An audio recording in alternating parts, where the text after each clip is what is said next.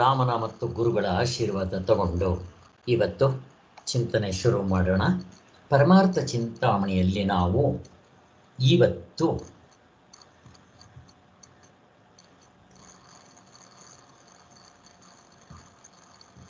ಇಲ್ಲಿಂದ ಮಾಡಬೇಕಾಗಿದೆ. ದ್ರವ್ಯ, ಗುಣ, ಕರ್ಮ, ಸಾಮಾನ್ಯ ಇವುಗಳನ್ನ ಸ್ವಲ್ಪ ನೋಡಬೇಕಾಗಿದೆ. ನೋಡೋಣ.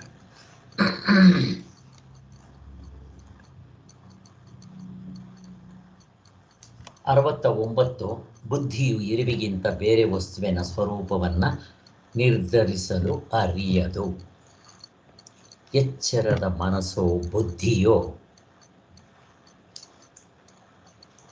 ನಮ್ಮ ಪರಮಾತ್ಮ ಸ್ವರೂಪವನ್ನು ನಿರ್ಧರಿಸೋದಕ್ಕೆ ಆಗೋದಿಲ್ಲ. ಹೋಗಲಿ, ಪರಮಾತ್ಮ ಯಾಕೆ ಈ 19 ಮುಖಗಳಿಗೆ ಪರಮಾತ್ಮ ಕಾಣ್ತಾನ? ಹಿಂದೆಗಡೆ ಇರೋ ತತ್ವ ಕಾಣ್ತಾನ? ಕಾಣೋದಿಲ್ಲ. ಹೋಗಲಿ, ಈ ಅವನಿಗಿಂತ ಮುಂದೆಗಡೆ ಇರೋದು ಅದನ್ನಾದರೂ ಸರಿಯಾಗಿ ತಿಳ್ಕೊಳ್ಳೋಕೆ ಬರುತ್ತಾ? ಅವನಿಗೆ ಬರೋದಿಲ್ಲ. ಆದ್ದರಿಂದ ಏನು ಅವ್ರಿಗಿಂತ ಮುಂದೆ ನೀವು ಇದನ್ನು ಕೇಳ್ರಿ, ಪ್ರಮಾಣಗಳನ್ನು 19 ವಿಚಾರ ಕೇಳ್ರಿ, ಗೊತ್ತಿಲ್ಲ. ಹೇಳ್ತಾನೆ, ತಪ್ಪು ಹೇಳ್ತಾನೆ.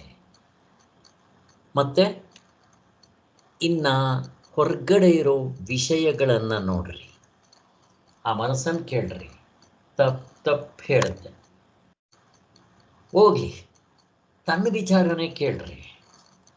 ನೀನು ಯಾರು ಅಂತ ಕೇಳ್ರಿ, ಹೇಳಿ ನೋಡೋಣ. ಆತ್ಮನಂತೂ ಗುರ್ಸಕ್ಕೆ ಬರಲ್ಲ. ಹೋಗ್ಲಿ, ನೀನು ಯಾರು? ಗೊತ್ತಿಲ್ಲ ಅಂತ ಹೇಳೋದಿಲ್ಲ. ತಪ್ಪು ಆನ್ಸರ್. ಒಂದು ಸಾರಿ ನಾನು ಅನ್ನುತ್ತೆ, ಒಂದು ಸಾರಿ ನನ್ನದು ಅಂತ ಹೇಳುತ್ತೆ. ಹೇಗಿದೆ ನೋಡಿ. ಆದ್ದರಿಂದ ಇನ್ನು ಆತ್ಮ ಅದು ನಿತ್ಯ ಅನಿತ್ಯ ಗೊತ್ತಾಗುತ್ತೆ, ಅದಕ್ಕೆ ಗೊತ್ತಾಗೋದಿಲ್ಲ. ಹೋಗಲಿ, ಇನ್ನು ಅದರ ವಿಚಾರ ಗೊತ್ತಿಲ್ಲ. ಅದಕ್ಕಿಂತ ಇಂದ್ರಿಯಗಳು 19 ಮುಖಗಳು ಪ್ರಮಾಣಗಳ ವಿಚಾರ ಗೊತ್ತಿಲ್ಲ. ಗೊತ್ತಿದೆ ಅಂತಂದರೆ ಎಲ್ಲ ತಪ್ಪು ಹೇಳುತ್ತೆ. ಇನ್ನು ಪ್ರಮೇಯಗಳು, ವಿಷಯಗಳು, ಆಧ್ಯಾತ್ಮದ ಗೊತ್ತಾಗಲ್ಲ. ಆದಿ ಭೌತಿಕ ಆದ್ರೂ ಗೊತ್ತಾಗಬೇಕೋ ಇಲ್ವೋ? ಅದು ಗೊತ್ತಾಗಲ್ಲ. ಗೊತ್ತಾಗುತ್ತೆ ಅಂದರೆ ಏನು ಸಿಕ್ಕಿದ್ರೆ ಅದು ಹೇಳೋದು. ಇನ್ನು ಆದಿ ದೈವಿಕ ಗೋವಿಂದ. ಆದ್ದರಿಂದ ಅದು ಏನು ಮಾಡುತ್ತೆ ಅಂತಂದರೆ, ಈ ವಿಭಾಗಗಳು ಏನದು? ವಿಭಾಗಗಳು ಆತ್ಮನಲ್ಲಿ 3 ವಿಭಾಗಗಳು. ನಾವು ಅದಕ್ಕೆ ಪ್ರಶ್ನೆ ಕೇಳಿದ್ರೆ ಅದು ಕೇಳಕ್ಕೆ ಶುರುವಾದ ನಮ್ಮನ. ಅಲ್ರಿ, ಆತ್ಮ ಒಂದು ಅಂತೀರ, ಮತ್ತು ಅದರಲ್ಲಿ 3 ಹೆಂಗಾಯಿತು? ಇರುವ ಅರಿವು ಆನಂದ 3 ಆಯ್ತಲ್ಲ ಅನ್ನುತ್ತೆ. ಅದಕ್ಕೇನು ಗೊತ್ತಾಗುತ್ತೆ? ಹೋಗ್ಲಿ, ಅವಸ್ಥೆಗಳು ಏನೂ ಇಲ್ಲ ಅಂತಂದರೆ, ಆಮೇಲೆ 3 ಅಂತಂದರೆ ಎಚ್ಚರ, ಕನಸು, ನಿದ್ದೆ. ಎಲ್ಲಿದು? ಹೋಗ್ಲಿ, ಅವಸ್ಥೆ ಒಳಗಡೆ ಇರೋದು. ಬ್ರಹ್ಮಸತ್ಯ, ಜಗತ್ತು ಮಿಥ್ಯ ಅಂತಂದರೆ ಅದು ಹೇಗೆ? ಇನ್ನು ವಿಭಾಗಗಳು ಅಂದರೆ ಇಷ್ಟು. ಇನ್ನು ಪದಾರ್ಥಗಳು ಆಧ್ಯಾತ್ಮಿಕ, ಆದಿಭೌತಿಕ, ಆದಿದೈವಿಕ, ದೇಶ, ಕಾಲ, ಕಾರ್ಯಕಾರಣ, ಭಾವ ಇವುಗಳ ವಿಚಾರ ಕೇಳಿದ್ರೆ ಗೋವಿಂದ. ಇನ್ನು ಪದಾರ್ಥಗಳಿಗಿರೋ ಒಂದಕ್ಕೊಂದು ಸಂಬಂಧ, ದ್ರವ್ಯ, ಗುಣ, ಕರ್ಮ, ಸಾಮಾನ್ಯ, ವಿಶೇಷ, ಭಾವ, ಅಭಾವ, ಸಂಬಂಧ, ಗೋವಿಂದ ಅಲ್ವಾ? ಆದ್ದರಿಂದ ಇದನ್ನು ಕೇಳಿದ್ರೆ ತಪ್ಪು ಹೇಳುತ್ತೆ ಅನ್ನೋದು ನಮಗೆ ಇಷ್ಟು ಸಾರಾಂಶ ಹಿಂದಿನಿಂದ ಗೊತ್ತಾಯಿತು. ಇವತ್ತು ಇನ್ನು ಮುಂದಕ್ಕೆ ಹೋಗೋಣ.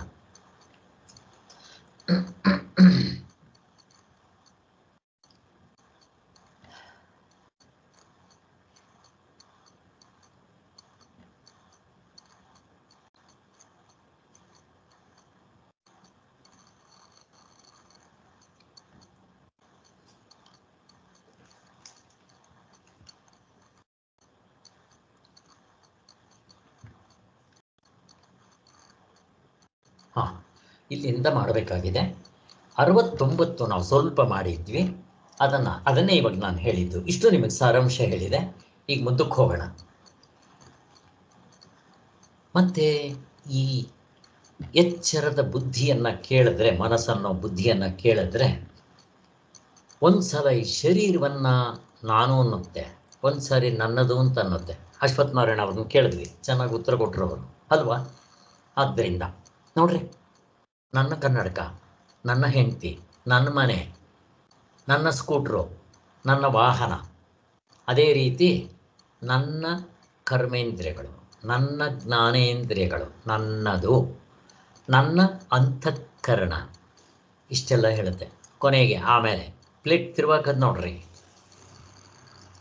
ಬಂದಿದ್ಯಾರೋ ನಾನೇ, ಕರ್ಮೇಂದ್ರಿಯಗಳಲ್ಲಿ ಬಂದಿದ್ದು, ಕಾಲಿನಲ್ಲಿ ನಡ್ಕೊಂಬಂದಿದ್ದು ನಾನು ಅಂತ ಹೇಳುತ್ತೆ.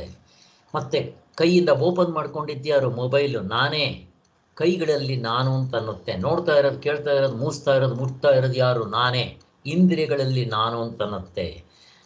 ಈ ಅಂತಃಕರಣದಲ್ಲಿ ಸಂಕಲ್ಪ, ವಿಕಲ್ಪ, ಡಿಸಿಷನ್ನು ನೆನಪು ಮಾಡಿಕೊಂಡ್ರೆ ತಾನೇ ನೋಡ್ರಿ, ಒಂದು ಸಾರಿ ನನ್ನದು ಅಂತ ಅನ್ನುತ್ತೆ.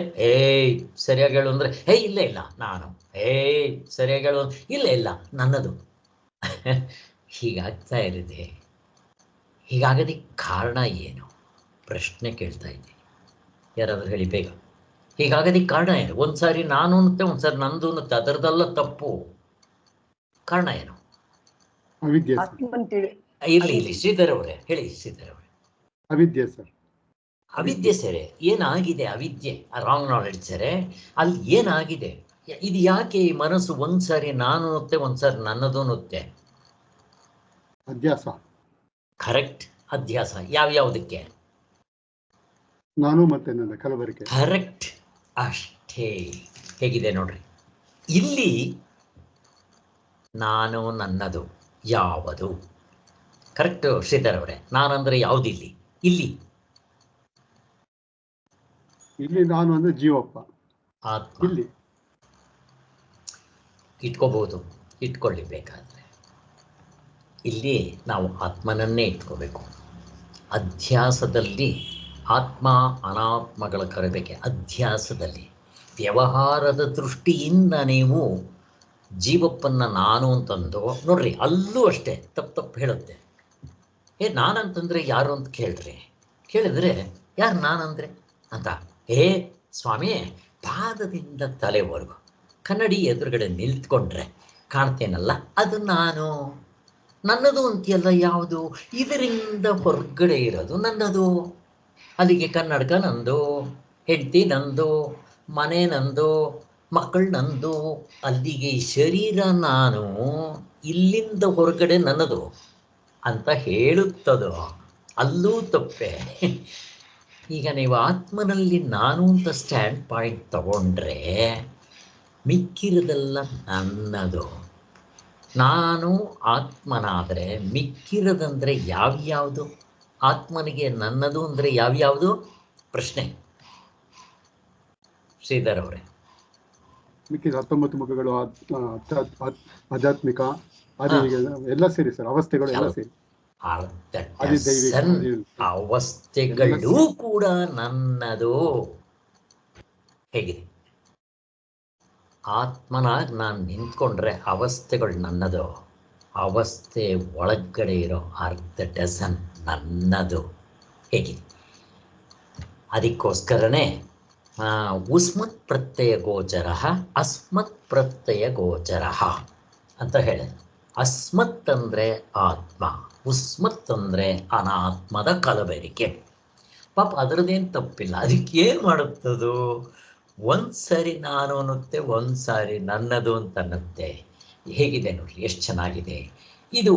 ಈ ನಾನು ನನ್ನದರ ವಿಚಾರನೇ ಗೊತ್ತಾಗದೆ ಇದ್ಮೇಲೆ ಏನು ಅದಕ್ಕಿಂತ ಮುಂದೆಗಡೆ ಇರೋ ವಿಚಾರ ಹೆಂಗೆ ಗೊತ್ತಾಗಬೇಕು? ಅದಕ್ಕೆ ಪಾಪ ಗೊತ್ತಾಗಕ್ಕಾಗಲ್ಲ, ಬಿಟ್ಬಿಡ್ರಿ. ಯಾಕೆ ಹೇಳಿದ್ವಿ ಅಂತಂದರೆ, ಈ ಬುದ್ಧಿನ ಕೇಳಕ್ಕೆ ಹೋಗಬಾರ್ದು. ಮತ್ತು ಯಾರನ್ನ ಕೇಳಬೇಕು? ನೇರಾದ ಅನುಭವವನ್ನು ಕೇಳಬೇಕು ಅನ್ನೋದು ನಮ್ಗೆ ಇಷ್ಟೆಲ್ಲ ಸಾರಾಂಶದಿಂದ ಗೊತ್ತಾಗಿದೆ. ಹಾಗೆ ಆಮೇಲೆ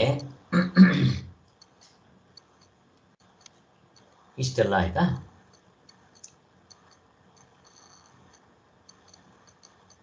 ಆಮೇಲೆ ಕೆಲವು ಸಾರಿ ನಾನು ಕುರುಡನಾಗಿದ್ದೇನೆ, ನಾನು ಕುಂಟನಾಗಿದ್ದೇನೆ. ಅಲ್ಲಿ ನಾನು ಅಂತಂದಾಗ ಶರೀರವನ್ನು ನಾನು ಅಂತ ಇದೆ. ಹಾಗೆ ನಾನು ಬೆಳ್ಳಗಿದ್ದೀನಿ, ನಾನು ಕಪ್ಪಗಿದ್ದೀನಿ, ನಾನು ಸಣ್ಣಕ್ಕಿದ್ದೀನಿ, ನಾನು ದಪ್ಪಕ್ಕಿದ್ದೀನಿ, ಶರೀರವನ್ನು ನಾನು ಅಂತನ್ನುತ್ತೆ. ಹೀಗೆ ತರಾವರಿ ಹೇಳ್ತಾ ಇರುತ್ತೆ. ಏನಾದರೂ ಆಗಲಿ, ಇದಿಷ್ಟ ಆಯಿತು. ಇನ್ನು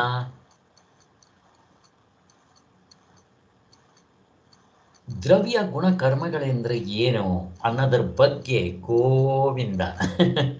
ಹಾಗೆ ಇಲ್ಲಿ ಈ ತಾರ್ಕಿಕರು ಈ ಪ್ರಪಂಚವನ್ನು, ವಿಷಯಗಳನ್ನು ಈ ರೀತಿ ಹೇಳ್ತಾರೆ. ಒಟ್ಟು ಒಂದು 6, 7, 9 ಅಂತ ಹೇಳ್ತಾರೆ. ಅದೇ ದ್ರವ್ಯ ಗುಣ ಕರ್ಮ, ಸಾಮಾನ್ಯ, ವಿಶೇಷ, ಭಾವ, ಅಭಾವ, ಮತ್ತು ಅವುಗಳಲ್ಲಿ ಹಾಸುಹೊಕ್ಕಾಗಿದೆ. ಏನದು? ಸಾಮಾನ್ಯ ಹಾಸುಹೊಕ್ಕಾಗಿದೆ ಅಂತ. ನಮಗೂ ಅವ್ರಿಗೂ ವ್ಯತ್ಯಾಸ ಏನು ಅಂತಂದರೆ, ನಾವು ಆತ್ಮನ ಇರವು ಎಲ್ಲತ್ರಲ್ಲೂ ಇದೆ ಅಂತೀವಿ. ಇವರು ಅನಾತ್ಮವನ್ನೇ ತಗೊಂಡು ಎಲ್ಲ ಪ್ರಪಂಚದಲ್ಲೂ ಹಾಸುಹೊಕ್ಕಾಗಿದೆ ಅಂತ ಹೇಳ್ತಾರೆ. ಇಷ್ಟೇ ವ್ಯತ್ಯಾಸ. ಅದಕ್ಕೆ ಇವ್ರದ್ದು ಒಂದಲ್ಲ, ಇವ್ರದ್ದು ತರ್ಕ, ಇಂಟಲೆಕ್ಚುಯಲ್ ಜಗ್ಲರಿ, ಎಚ್ಚರದ ದೃಷ್ಟಿಯಿಂದ ಮಾಡಿರೋದು. ಒಟ್ಟಿನಲ್ಲಿ ವ್ಯವಹಾರಕ್ಕಿಷ್ಟು ಸಾಕು. ಅದಕ್ಕೋಸ್ಕರ ಅದನ್ನೇ ಹಿಡ್ಕೊಂಡು ಈಗ ಪ್ರಶ್ನೆ ಕೇಳಬೇಕಾಗಿದೆ. ಅದಕ್ಕೆ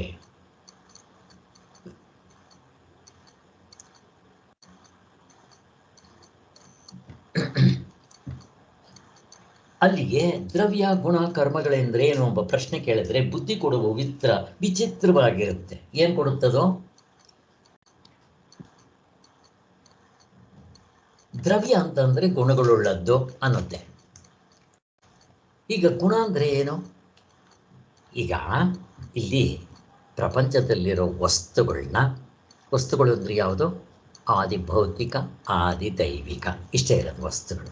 ದೇಶದಲ್ಲಿರಬೇಕು, ಕಾಲದಲ್ಲಿರಬೇಕು, ಕಾರ್ಯಕಾರಣ ಭಾವಕ್ಕೆ ಹೊಂದಬೇಕು.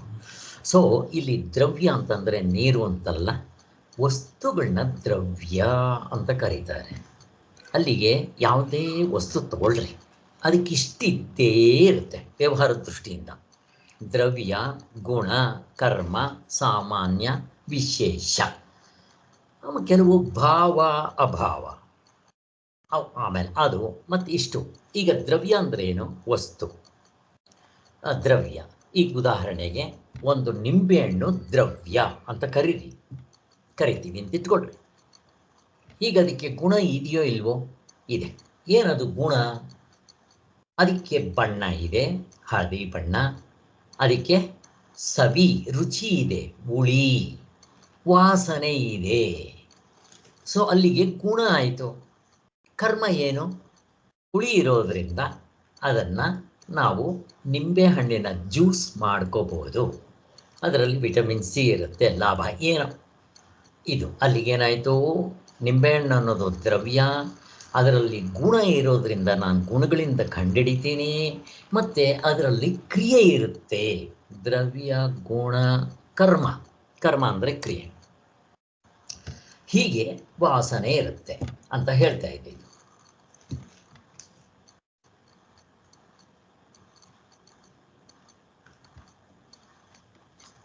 ಈಗ ನೋಡ್ರಿ, ಈಗ ನಿಂಬೆಹಣ್ಣು, ಆಮೇಲೆ ಅದರಲ್ಲಿ ಸಾಮಾನ್ಯ ಅಂದರೆ ಏನು? ನಿಂಬೆಹಣ್ಣು ಸಾಮಾನ್ಯ. ಅದರಲ್ಲಿ ವಿಶೇಷ ಅಂದರೆ ಏನು? ಗಜನಿಂಬೆ. ಅದು ಸೀಬೆಕಾಯಿ ಇದ್ದಂಗೆ ಇರುತ್ತೆ, ದೊಡ್ಡದಾಗಿರುತ್ತೆ. ಅಮೇರಿಕಾದಲ್ಲಿ ನನ್ನ ಮಗಳ ಮನೇಲಿ ಇದೆ, ಅದು ಒಂದು ಮರ ಇದೆ, ಅದರಲ್ಲಿ ಬಿಡ್ತಾ ಇರುತ್ತೆ. ಅದು ತುಂಬ ದೊಡ್ಡದಾಗಿರುತ್ತೆ.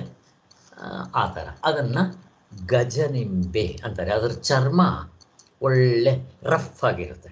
ನಿಂಬೆಹಣ್ಣು ನೈಸಾಗಿರುತ್ತೆ, ಯೆಲ್ಲೋ ಕಲರ್ ಇರುತ್ತೆ. ಅದು ಸ್ವಲ್ಪ ಸೀಬೆಕಾಯಿ ಥರ ಬಣ್ಣನೂ ಇರುತ್ತೆ. ಅದು ದಪ್ಪನೂ ಇರುತ್ತೆ.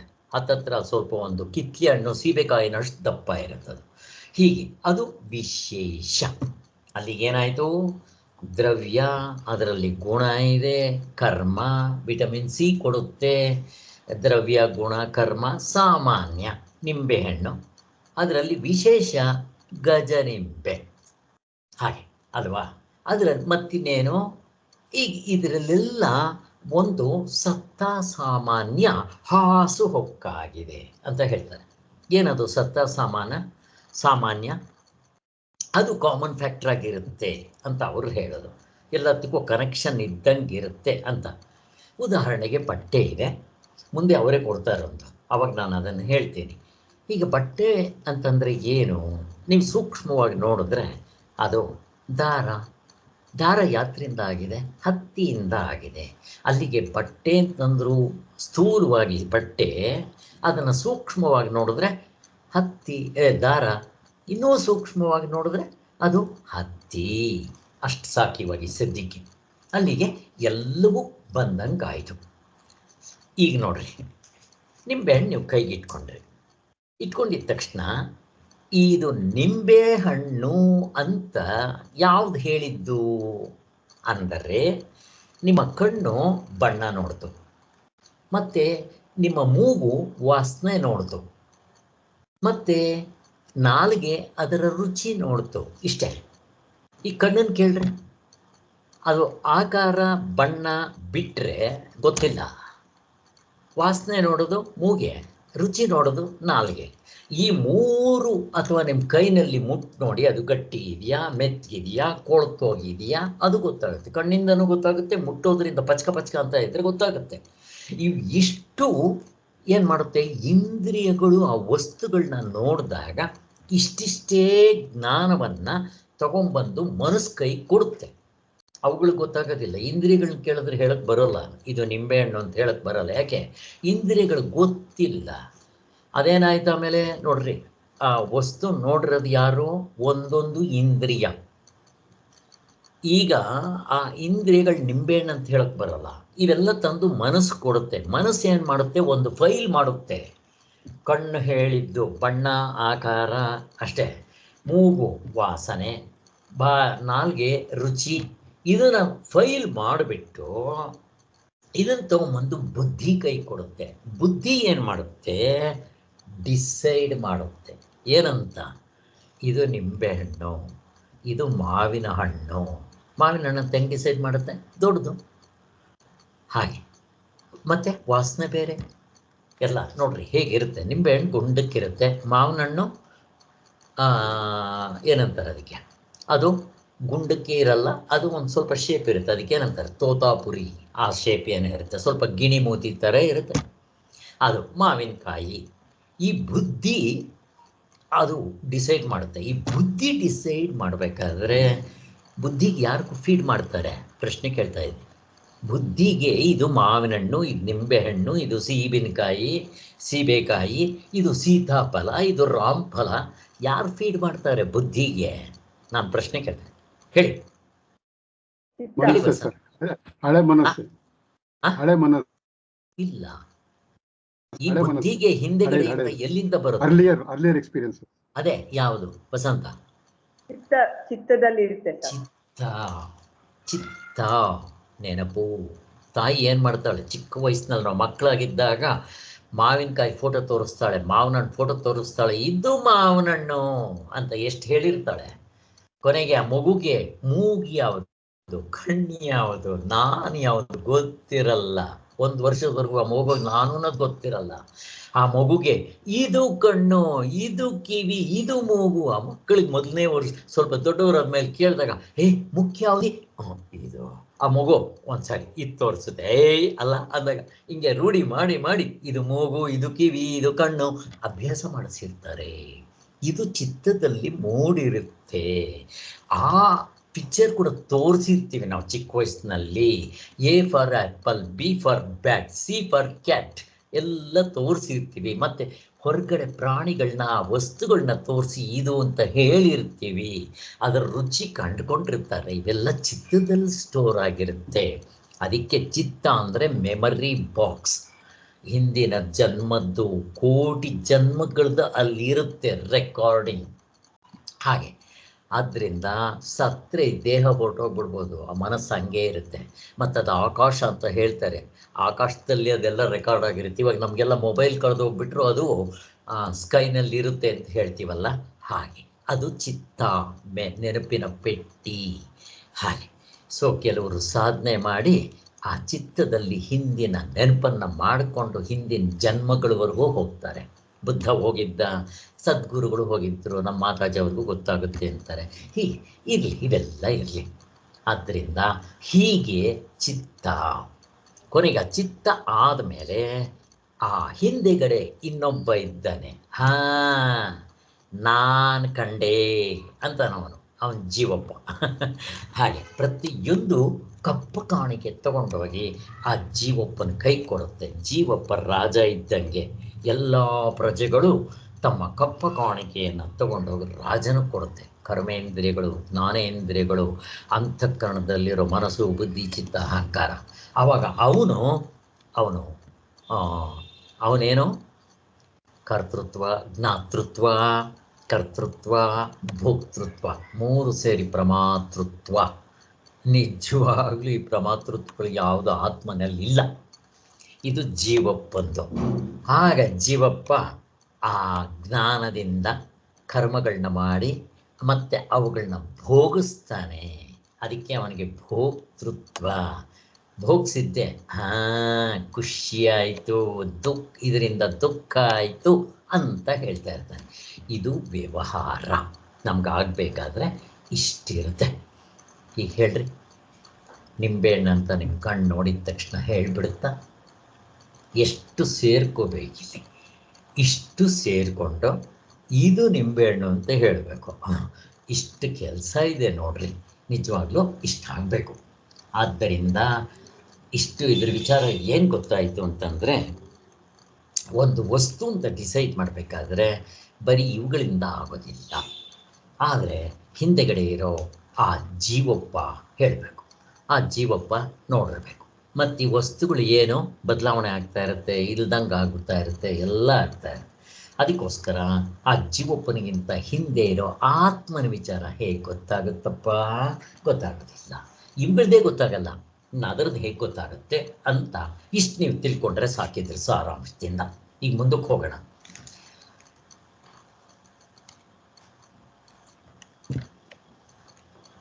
ಹಾಗಾದರೆ ಅದನ್ನು ನಾವು ಅರಿಯುವುದು ಹೇಗೆ? ಅದು ಇಂದ್ರಿಯಕ್ಕೆ ಗೋಚರ ಆಗೋದಿಲ್ಲ.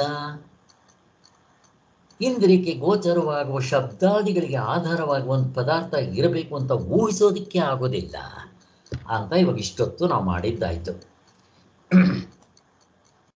ಇನ್ನ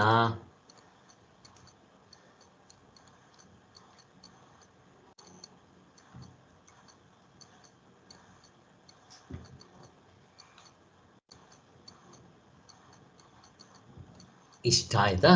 ದ್ರವ್ಯದ ವಿಚಾರ ಆಯಿತು, ಗುಣದ ವಿಚಾರ ಆಯಿತು. ಈ ಕರ್ಮಗಳ ವಿಚಾರ ತಗೊಳ್ರಿ. ಸ್ವಾಮಿ, ದ್ರವ್ಯ ಅಂತಂದ್ರೆ ನಾ ವಸ್ತು ಇಂಥದ್ದೇ ಅಂತ ಹೇಳಕ್ಕೆ ಆಗದೆ ಇದ್ದಾಗ ಅದರ ಗುಣಗಳ ವಿಚಾರ ತಗೊಂಡ್ರು ಇಷ್ಟೇ. ಮತ್ತಿನ್ನು ಕರ್ಮಗಳ ವಿಚಾರ ತಗೊಂಡ್ರೆ ಗೋವಿಂದ. ಇವುಗಳೇ ಸರಿಯಾಗಿ ಹೇಳಕ್ಕೆ ಬರದೇ ಇದ್ದಾಗ ಕರ್ಮದ ವಿಚಾರ ಹೆಂಗೆ ಹೇಳುತ್ತೆ? ಅದೇ ಹಾಡೆ ಅಂತ ಹೇಳ್ತೇನೆ. ಈ ಕರ್ಮ ಅಂದರೆ ಏನು ಅಂತ ಪ್ರಶ್ನೆ ಹಾಕ್ಕೊಂಡು ನಾನಿವಾಗ ಮಾಡ್ತಾ ಇರೋದು 113ನೇ ಪೇಜು. ಕರ್ಮ ಅಂದರೆ ಏನು? ಕರ್ಮ ಅಂತಂದರೆ ಎರಡು ಅರ್ಥ ಬರುತ್ತೆ. ಒಂದು, ನಮಗೆ ಗೊತ್ತಿರೋದು ಕಾಯ ವಾಚ ಮನಸ್ಸ, ನೀವು ಏನು ಮಾಡಿದ್ರು ಕರ್ಮ. ಅದ್ರ ಬಗ್ಗೆ ನಮಗೇನು ಗೊತ್ತಿದೆ ಓವರ್ ಆಲ್ ಒಟ್ಟಿಗೆ. ಇಲ್ಲಿ ಕರ್ಮ ಅಂತಂದರೆ ಪರಿಣಾಮ. ಪರಿಣಾಮ ಅಂದ್ರೇನು? ಮಾರ್ಪಡುವುದು, ವಿಕಾರವಾಗುವುದು. ಎರಡನೇದು ಚಲನೆ. ಕರ್ಮ ಅಂದರೆ ಚಲನೆ, ಚಲನೆಗೆ ಪರಿಸ್ಪಂದ ಅಂತ ಹೇಳ್ತಾರೆ. ಒಟ್ಟಿನಲ್ಲಿ ಮಾರ್ಪಡೋದು ಅಥವಾ ವಿಕಾರ ಆಗೋದು ಒಂದು. ಯಾವುದೇ ವಸ್ತು ತಗೊಳ್ರಿ, ಬದಲಾವಣೆ ಆಗ್ತಾ ಇರುತ್ತೆ ಮತ್ತು ಅದಕ್ಕೆ ಚಲನೆ ಇರುತ್ತೆ. ಹೇಗೆ? ಈಗ ಫಾರ್ ಎಕ್ಸಾಂಪಲ್ಲು ಮಣ್ಣಿನಿಂದ ಒಂದು ಚೆಂಡು ಮಾಡ್ತೀರಾ ಅಂತ ಇಟ್ಕೊಳ್ರಿ. ಈಗ ಅದರಲ್ಲಿ ಕರ್ಮ ಏನು? ತೂತು ಮಾಡಿದ್ರೆ ನೀರು ಹಾಕ್ಕೋಬಹುದು, ಅದು ಚೆಂಡು ಥರನೂ ಇದೆ, ನೀರು ಹಾಕ್ಕೋಬೋದು. ಈಗ ಅದನ್ನು ಉರುಳಿಸಿದ್ರೆ ಮೇಲಿಂದ ಕೆಳಗುವರೆಗೂ ಉರುಳ್ಕೊಂಡು ಹೋಗುತ್ತೆ. ಕ್ರಿಯೆ ಆಯಿತೋ ಇಲ್ವೋ? ಮತ್ತು ಅದು ಸವಿಯುತ್ತೋ ಇಲ್ವೋ? ಯಾವುದೇ ವಸ್ತು ಸವಿಯುತ್ತೆ. ಆದ್ದರಿಂದ ಕರ್ಮ ಅಂತಂದರೆ ಅದು ವಿಕಾರ ಆಗುತ್ತೆ ಅಥವಾ ಸವಿಯುತ್ತೆ, ಮಾರ್ಪಡುತ್ತೆ. ಎರಡನೇದು ಚಲನೆ. ಇಷ್ಟು ನಾವು ತಿಳ್ಕೊಂಡ್ರೆ ಬೇಕಾದಷ್ಟಾಗುತ್ತೆ. ಇಲ್ಲಿ ಸ್ವಲ್ಪ ಸ್ವಾಮಿಗಳು ಹೇಳೋದು ಅರ್ಥ ಆಗೋದು ಸ್ವಲ್ಪ ಕಷ್ಟ ಇದೆ. ನಮ್ಗೆ ಎಷ್ಟು ಅರ್ಥ ಆದರೆ ಅಷ್ಟು ತಿಳ್ಕೊಂಡ್ರೆ ಸಾಕು. ಇಷ್ಟು ತಿಳ್ಕೊಂಡ್ರೆ ಸಾಕು.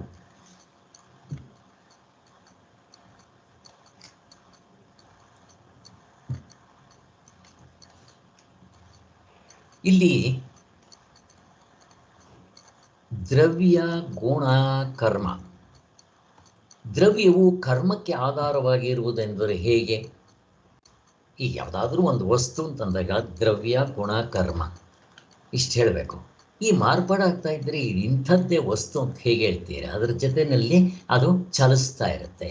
ಆದ್ದರಿಂದ ಈ ಇನ್ನು ಗುಣ ಕ್ರಿಯೆಗೂ ಹೆಚ್ಚು ಕಡಿಮೆ ಏನು ಅಂತ ಕೇಳಿದ್ರೆ ಎಚ್ಚರದ ಮನಸ್ಸು ದ್ರವ್ಯ ಅಂದರೆ ಗೊತ್ತಿಲ್ಲ.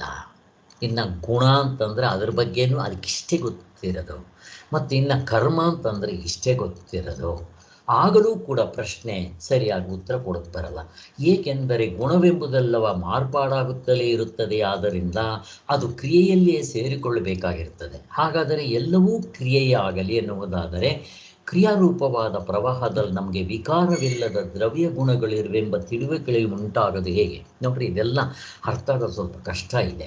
ಆದ್ದರಿಂದ ಇದೆಲ್ಲ ಭ್ರಾಂತಿಯೇ ಎನ್ನುವುದಾದರೆ ಈ ಭ್ರಾಂತಿಗಾದರೂ ಆಧಾರವಾಗಿ ಯಾವುದಾದರೂ ಅನುಭವವಿದೆಯೇ?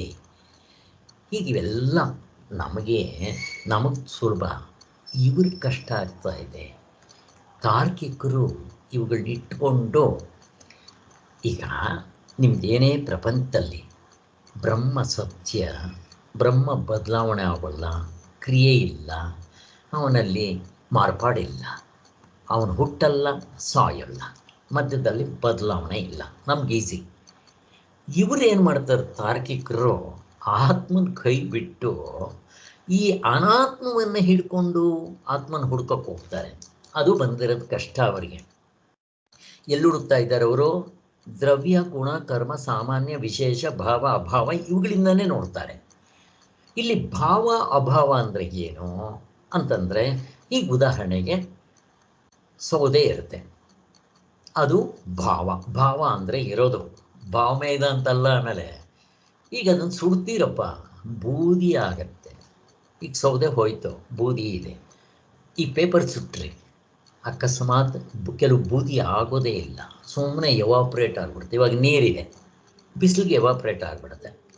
ಭಾವ ನೀರಿದೆ, ಸೂರ್ಯನ ಶಾಖಕ್ಕೋ ಯಾವುದಕ್ಕೋ ನೀರು ಎವಾಪ್ರೇಟ್ ಆಗಿಬಿಟ್ರೆ ಇರೋದಿಲ್ಲ. ಏನದು? ಅಭಾವ. ಭಾವ ಅಭಾವ. ಸೊ ನಮಗೆ ಪ್ರಪಂಚದಲ್ಲಿರೋ ಎಲ್ಲ ವಸ್ತುಗಳು ನಮಗೆ ವ್ಯವಹಾರ ಮಾಡೋದಕ್ಕೆ ಇಷ್ಟು ಬೇಕೇ ಬೇಕು. ದ್ರವ್ಯ, ಅದಕ್ಕೊಂದು ಗುಣ ಇರುತ್ತೆ, ಇಲ್ಲದ್ರೆ ಕಂಡುಹಿಡಿಯಕ್ಕೆ ಬರೋಲ್ಲ. ಮನುಷ್ಯ ದ್ರವ್ಯ, ಅವನಿಗೇನಿದೆ ಗುಣ? ಅವನು ಗಂಡಸು ಹೆಂಗಸು. ಹಸುಗಳಿಗೆ 4 ಕಾಲಿದೆ, ಇವನಿಗೆ 2 ಕಾಲಿದೆ. ಆ 4 ಕಾಲು ಪ್ರಾಣಿಗಳಲ್ಲಿ ಕುದುರೆ ಬೇರೆ, ಆನೆ ಬೇರೆ, ಒಂಟೆ ಬೇರೆ, ಕತ್ತೆ ಬೇರೆ. ಅದಕ್ಕೆ ವಿಶೇಷ, ಸಾಮಾನ್ಯ.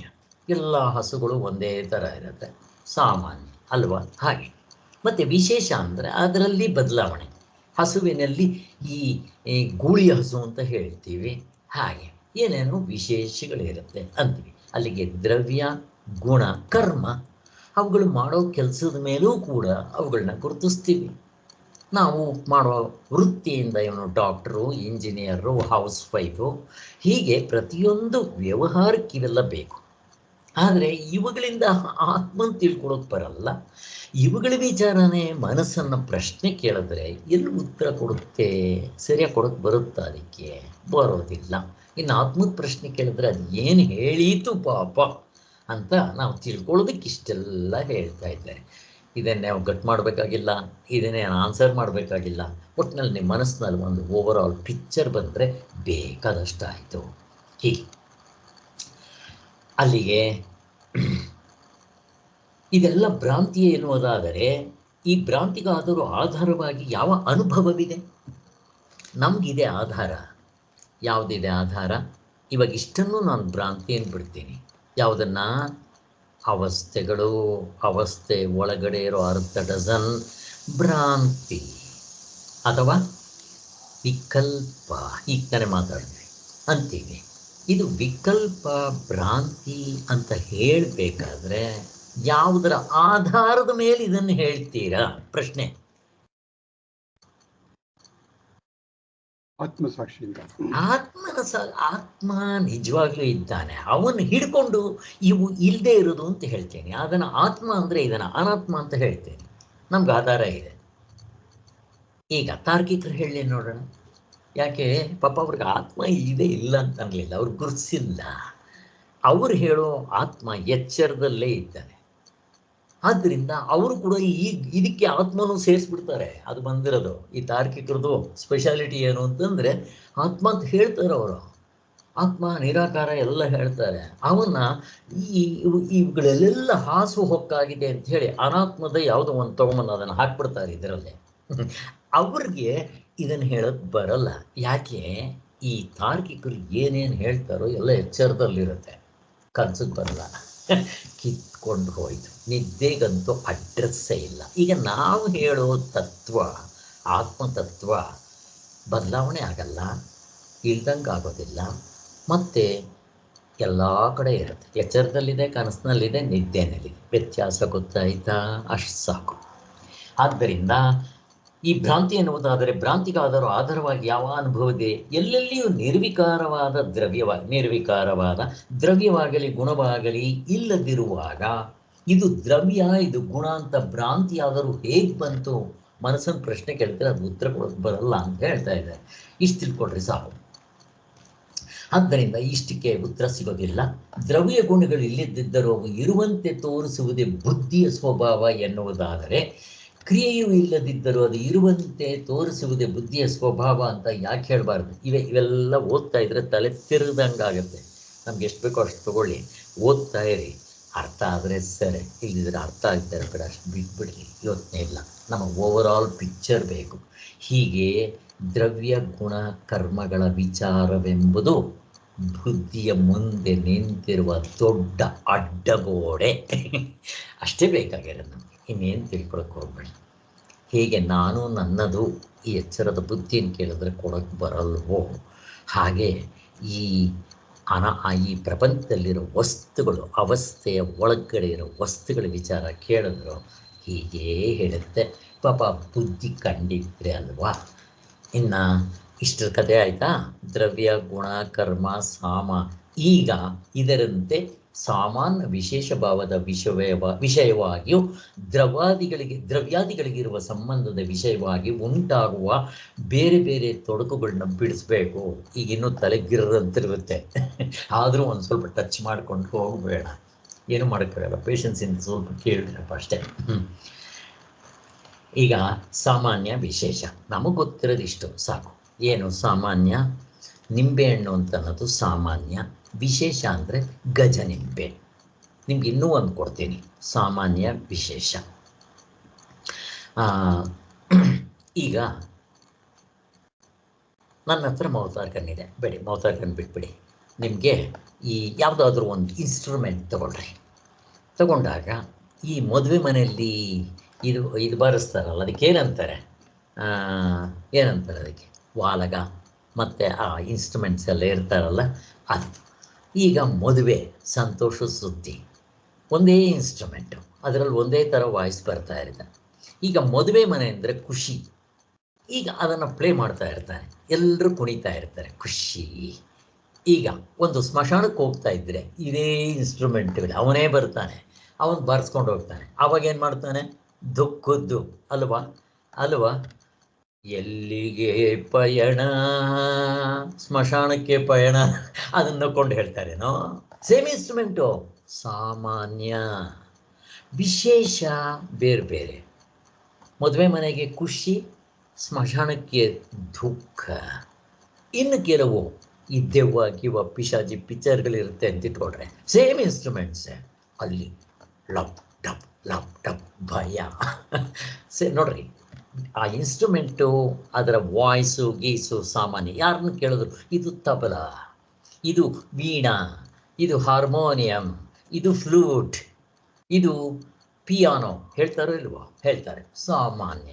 ವಿಶೇಷ ಬೇರೆ ಬೇರೆ ಅದರಲ್ಲಿ ತೋರಿಸ್ತಾ ಇರುತ್ತೆ. ಈ ಸಾಮಾನ್ಯ ವಿಶೇಷ ನಿಮಗೆ ಸ್ವಲ್ಪ ಅರ್ಥ ಆಗಿರುತ್ತಲ್ಲ, ಅದರ ಬೇಸ್ಮೆಂಟ್ ಮೇಲೆ ಈಗ ಹೇಳ್ತಾ ಹೋಗ್ತಾರೆ. ಎಷ್ಟು ಅರ್ಥ ಆದರೆ ಅಷ್ಟು ಅರ್ಥ ಮಾಡಿಕೊಡ್ರಿ. ಇದರಂತೆ ಸಾಮಾನ್ಯ ವಿಶೇಷದ ವಿಷಯವಾಗಿಯೂ ದ್ರವ್ಯಾದಿಗಳಿಗೆ ಇರುವ ಸಂಬಂಧದ ವಿಷಯವಾಗಿ ಉಂಟಾಗುವ ಬೇರೆ ಬೇರೆ ತೊಡಕುಗಳನ್ನು ಬಿಡಿಸಿಕೊಳ್ಳಲಾರದೆ ನಮ್ಮ ಬುದ್ಧಿ ಸಂಕಟ ಪಡ್ತಾ ಇರುತ್ತೆ. ನಮ್ಮೆಲ್ಲರ ಅನುಭವದಲ್ಲಿದೆ.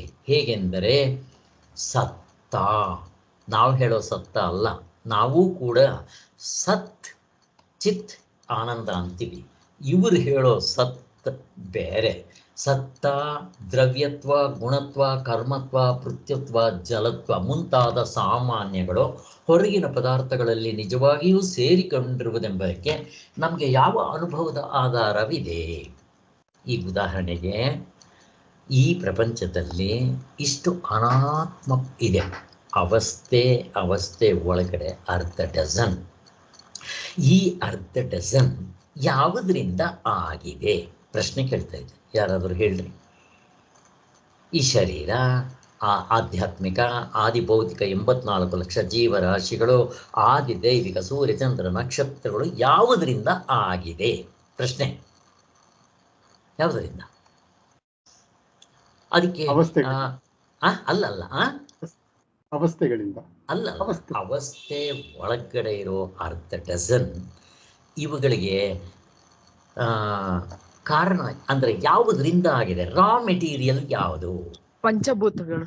ಅಷ್ಟೇ, ಪಂಚಭೂತಗಳು ಅಲ್ವಾ? ಈಗ ನೋಡ್ರಿ, ಪಂಚಭೂತಗಳು ಯಾವುದು? ಆಕಾಶ, ವಾಯು, ಅಗ್ನಿ, ಜಲ, ಪೃಥ್ವಿ. ಈಗ ನಿಮ್ಮ ಶರೀರ ತಗೊಳ್ರಿ, ಇದೆಯೋ ಇಲ್ವಪ್ಪ? ಇದೆ. ಹೇಗೆ? ಈ ಶರೀರ ಸ್ಥೂಲ ಪ್ರಪಂಚ, ಇದರಲ್ಲಿ ದ್ರವ್ಯ ರಕ್ತ ಇದೆ, 5 ಲೀಟ್ರ್ ಇದೆ, ಮತ್ತು ಜೊಲ್ಲು ಗೆಲ್ಲು ಎಲ್ಲ ಇದೆ. ಲಿಕ್ವಿಡ್ ಏನೇನಿರುತ್ತೋ ಎಲ್ಲ ದ್ರವ್ಯ. ಅಲ್ಲಿಗೆ ಭೂಮಿ, ಜಲ, ಅಗ್ನಿ. ಡಾಕ್ಟರ್ ಹತ್ರ ಹೋಗಿ ಟೆಂಪ್ರೇಚರ್ ಜಾಸ್ತಿ ಇದೆ ಅಂತಾರೆ, ಸತ್ತರೆ ಅದು ಟೆಂಪ್ರೇಚರ್ ಕಡಿಮೆ ಆಗಿಬಿಟ್ಟಿರುತ್ತೆ, 98.6 ಇರಬೇಕು. ಇಲ್ಲ ಅಂತಂದರೆ ಅವನು ಸತ್ತ ಅಂತ. ಹಿಂದೆ ಅವರು ಸತ್ತಿದ್ದಾನ ಇಲ್ವಂತ ನೋಡ್ಬೇಕಾದ್ರೆ ಅವ್ನ ಬಾಡಿ ಮುಟ್ಟು ನೋಡ್ತಾ ಇದ್ರು. ಅಯ್ಯೋ, ತಣ್ಣಗಾಗ್ಬಿಟ್ಟಿದೆ ಬಾಡಿ. ಬಿಡ್ರಿ, ತಣ್ಣಗಾಗ್ಬಿಡುತ್ತೆ. ಒಂದು 2-3 ಗಂಟೆ 3-4 ಗಂಟೆ ಬಿಟ್ಟು ತಣ್ಣಗಾಗ್ಬಿಡುತ್ತೆ. ಅಲ್ಲಿಗೆ ಶಾಖ ಇರಬೇಕು. ನಮ್ಮ ಹೊಟ್ಟೆನಲ್ಲಿ ಅಗ್ನಿ ತತ್ವ ಇದೆ. ಇವನ್ ಬಾಯಿನಲ್ಲಿ ಅಗ್ನಿದೇವ ಇದ್ದಾನೆ. ಅವನು ಮಾತಾಡಿದ್ರೆ ಬೆಂಕಿನಪ್ಪ ಅಂತಾರೆ. ಶರೀರನೂ ಅಗ್ನಿ ತತ್ವ ಇದೆ. ಅಲ್ಲಿಗೆ ಭೂಮಿ ತತ್ವ, ಜಲತತ್ವ, ಅಗ್ನಿ ತತ್ವ. ಇನ್ನು ವಾಯು ತತ್ವ ಇಲ್ವಾ? ವಾಯು ಇಲ್ಲದೆ ಇದ್ದರೆ ಅದು 1 ನಿಮಿಷ ಇರುತ್ತಾ? ನಿಮ್ಮ ಲಂಗ್ಸ್ನಲ್ಲಿ ಎಲ್ಲತ್ರಲ್ಲೂ ವಾಯು ಅದರ ಒಳಗಡೆನೇ ಇದೆ, ಹೊರಗಡೆನೇ ಇದೆ. ಇನ್ನು ಆಕಾಶ ತತ್ವ ಇದಿರದೇ ಆಕಾಶದಲ್ಲಿ. ಆಕಾಶ ಬಿಟ್ಟು ಹೇಗಿರುತ್ತೆ? ಅದರಿಂದ ಈ ಪಂಚಭೂತಗಳಿಂದ ಆಗಿದೆ. ಆಧ್ಯಾತ್ಮಿಕ, ಆದಿಭೌತಿಕ 84 ಲಕ್ಷ ಜೀವರಾಶಿಗಳು, ಈವನ್ ದೇವತೆಗಳು, ರಾಕ್ಷಸರು, ಲೋಕಗಳು, ಭೂಮಿ, ಪ್ರತಿಯೊಂದೂ ಕೂಡ ಅವಸ್ಥೆ ಬಿಟ್ಟು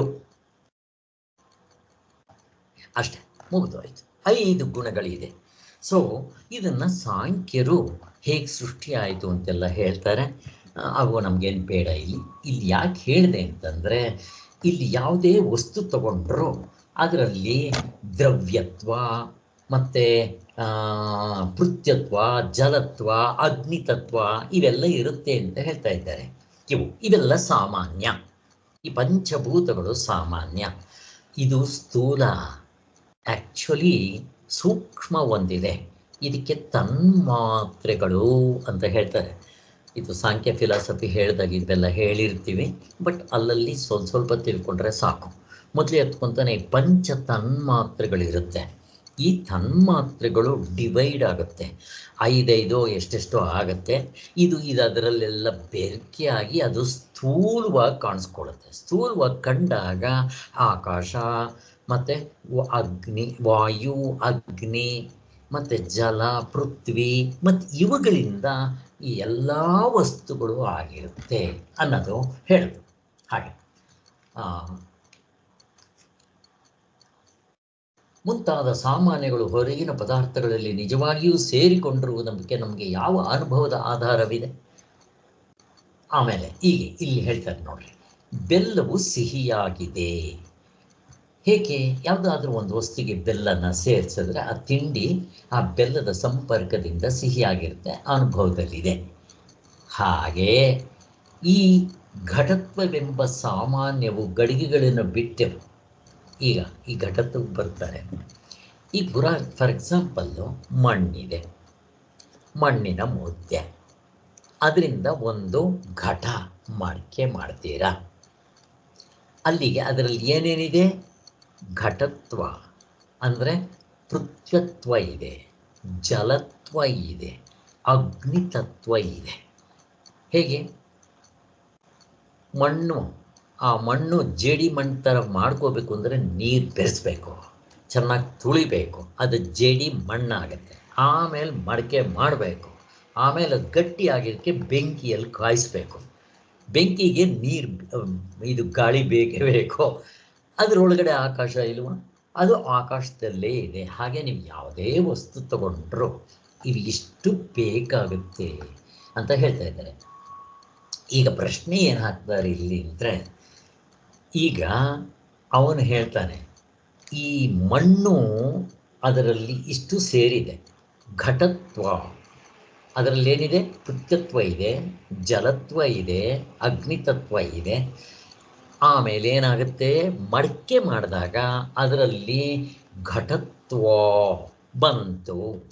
ಈಗ ಪ್ರಶ್ನೆ ಏನು ಕೇಳ್ತಾರೆ ಅಂದರೆ, ಮಣ್ಣಲ್ಲಿ ಮೊದಲೇ ಘಟತ್ವ ಇತ್ತ ಅಂತ ಪ್ರಶ್ನೆ ಹಾಕ್ಕೊಂತಾರೆ ಅವರು.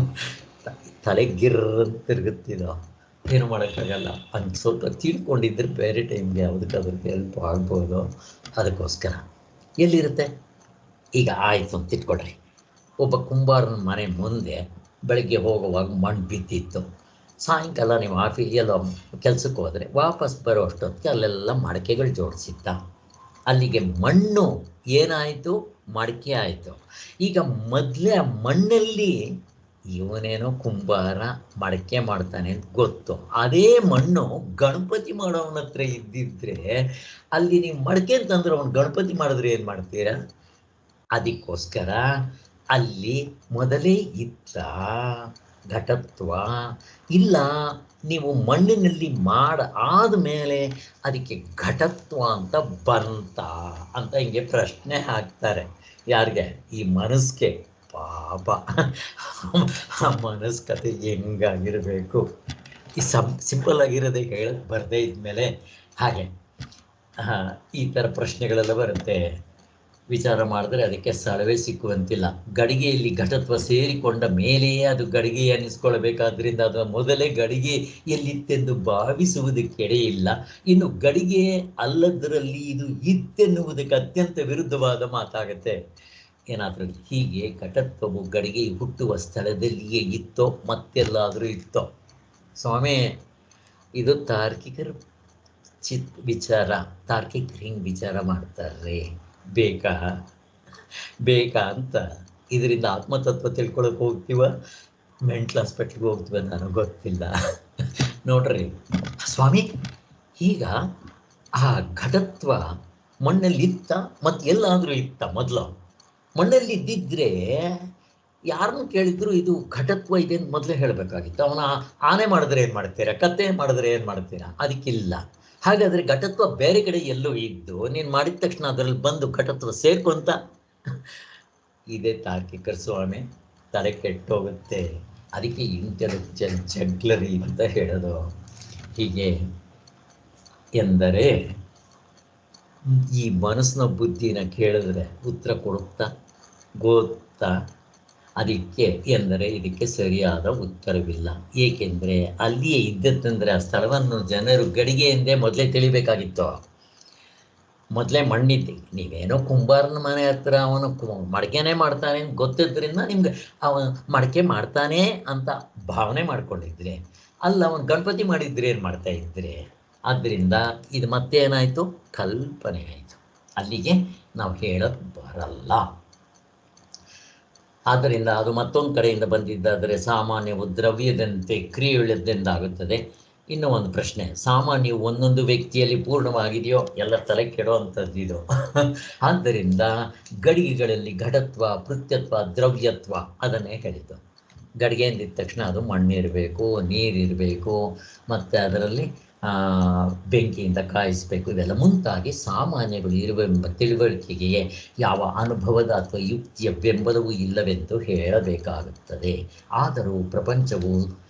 ಆದರೂ ವ್ಯವಹಾರದ ದೃಷ್ಟಿಯಿಂದ ನಮಗೆ ಇವೆಲ್ಲ ಬೇಕು.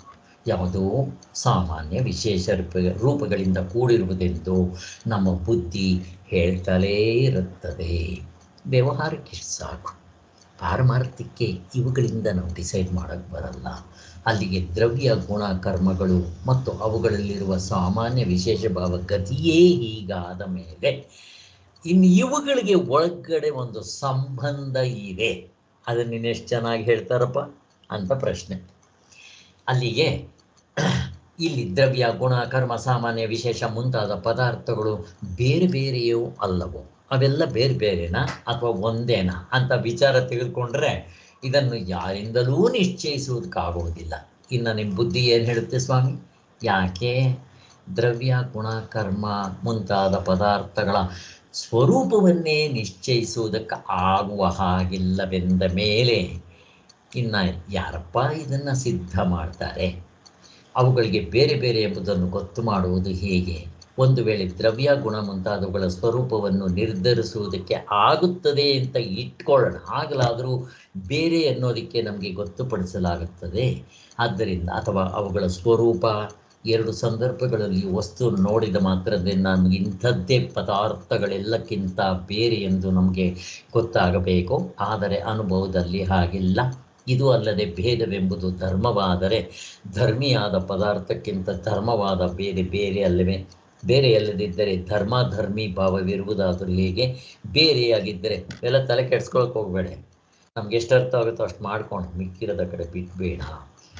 ಈ ಭೇದವು ಪದಾರ್ಥದ ಧರ್ಮವೂ ಅಲ್ಲವೋ ಎಂದು ಒಟ್ಟಿನಲ್ಲಿ ಈ ಪ್ರಶ್ನೆಗಳಿಗೆ ಹುಟ್ಟುಕೊಳ್ಳುತ್ತವೆ.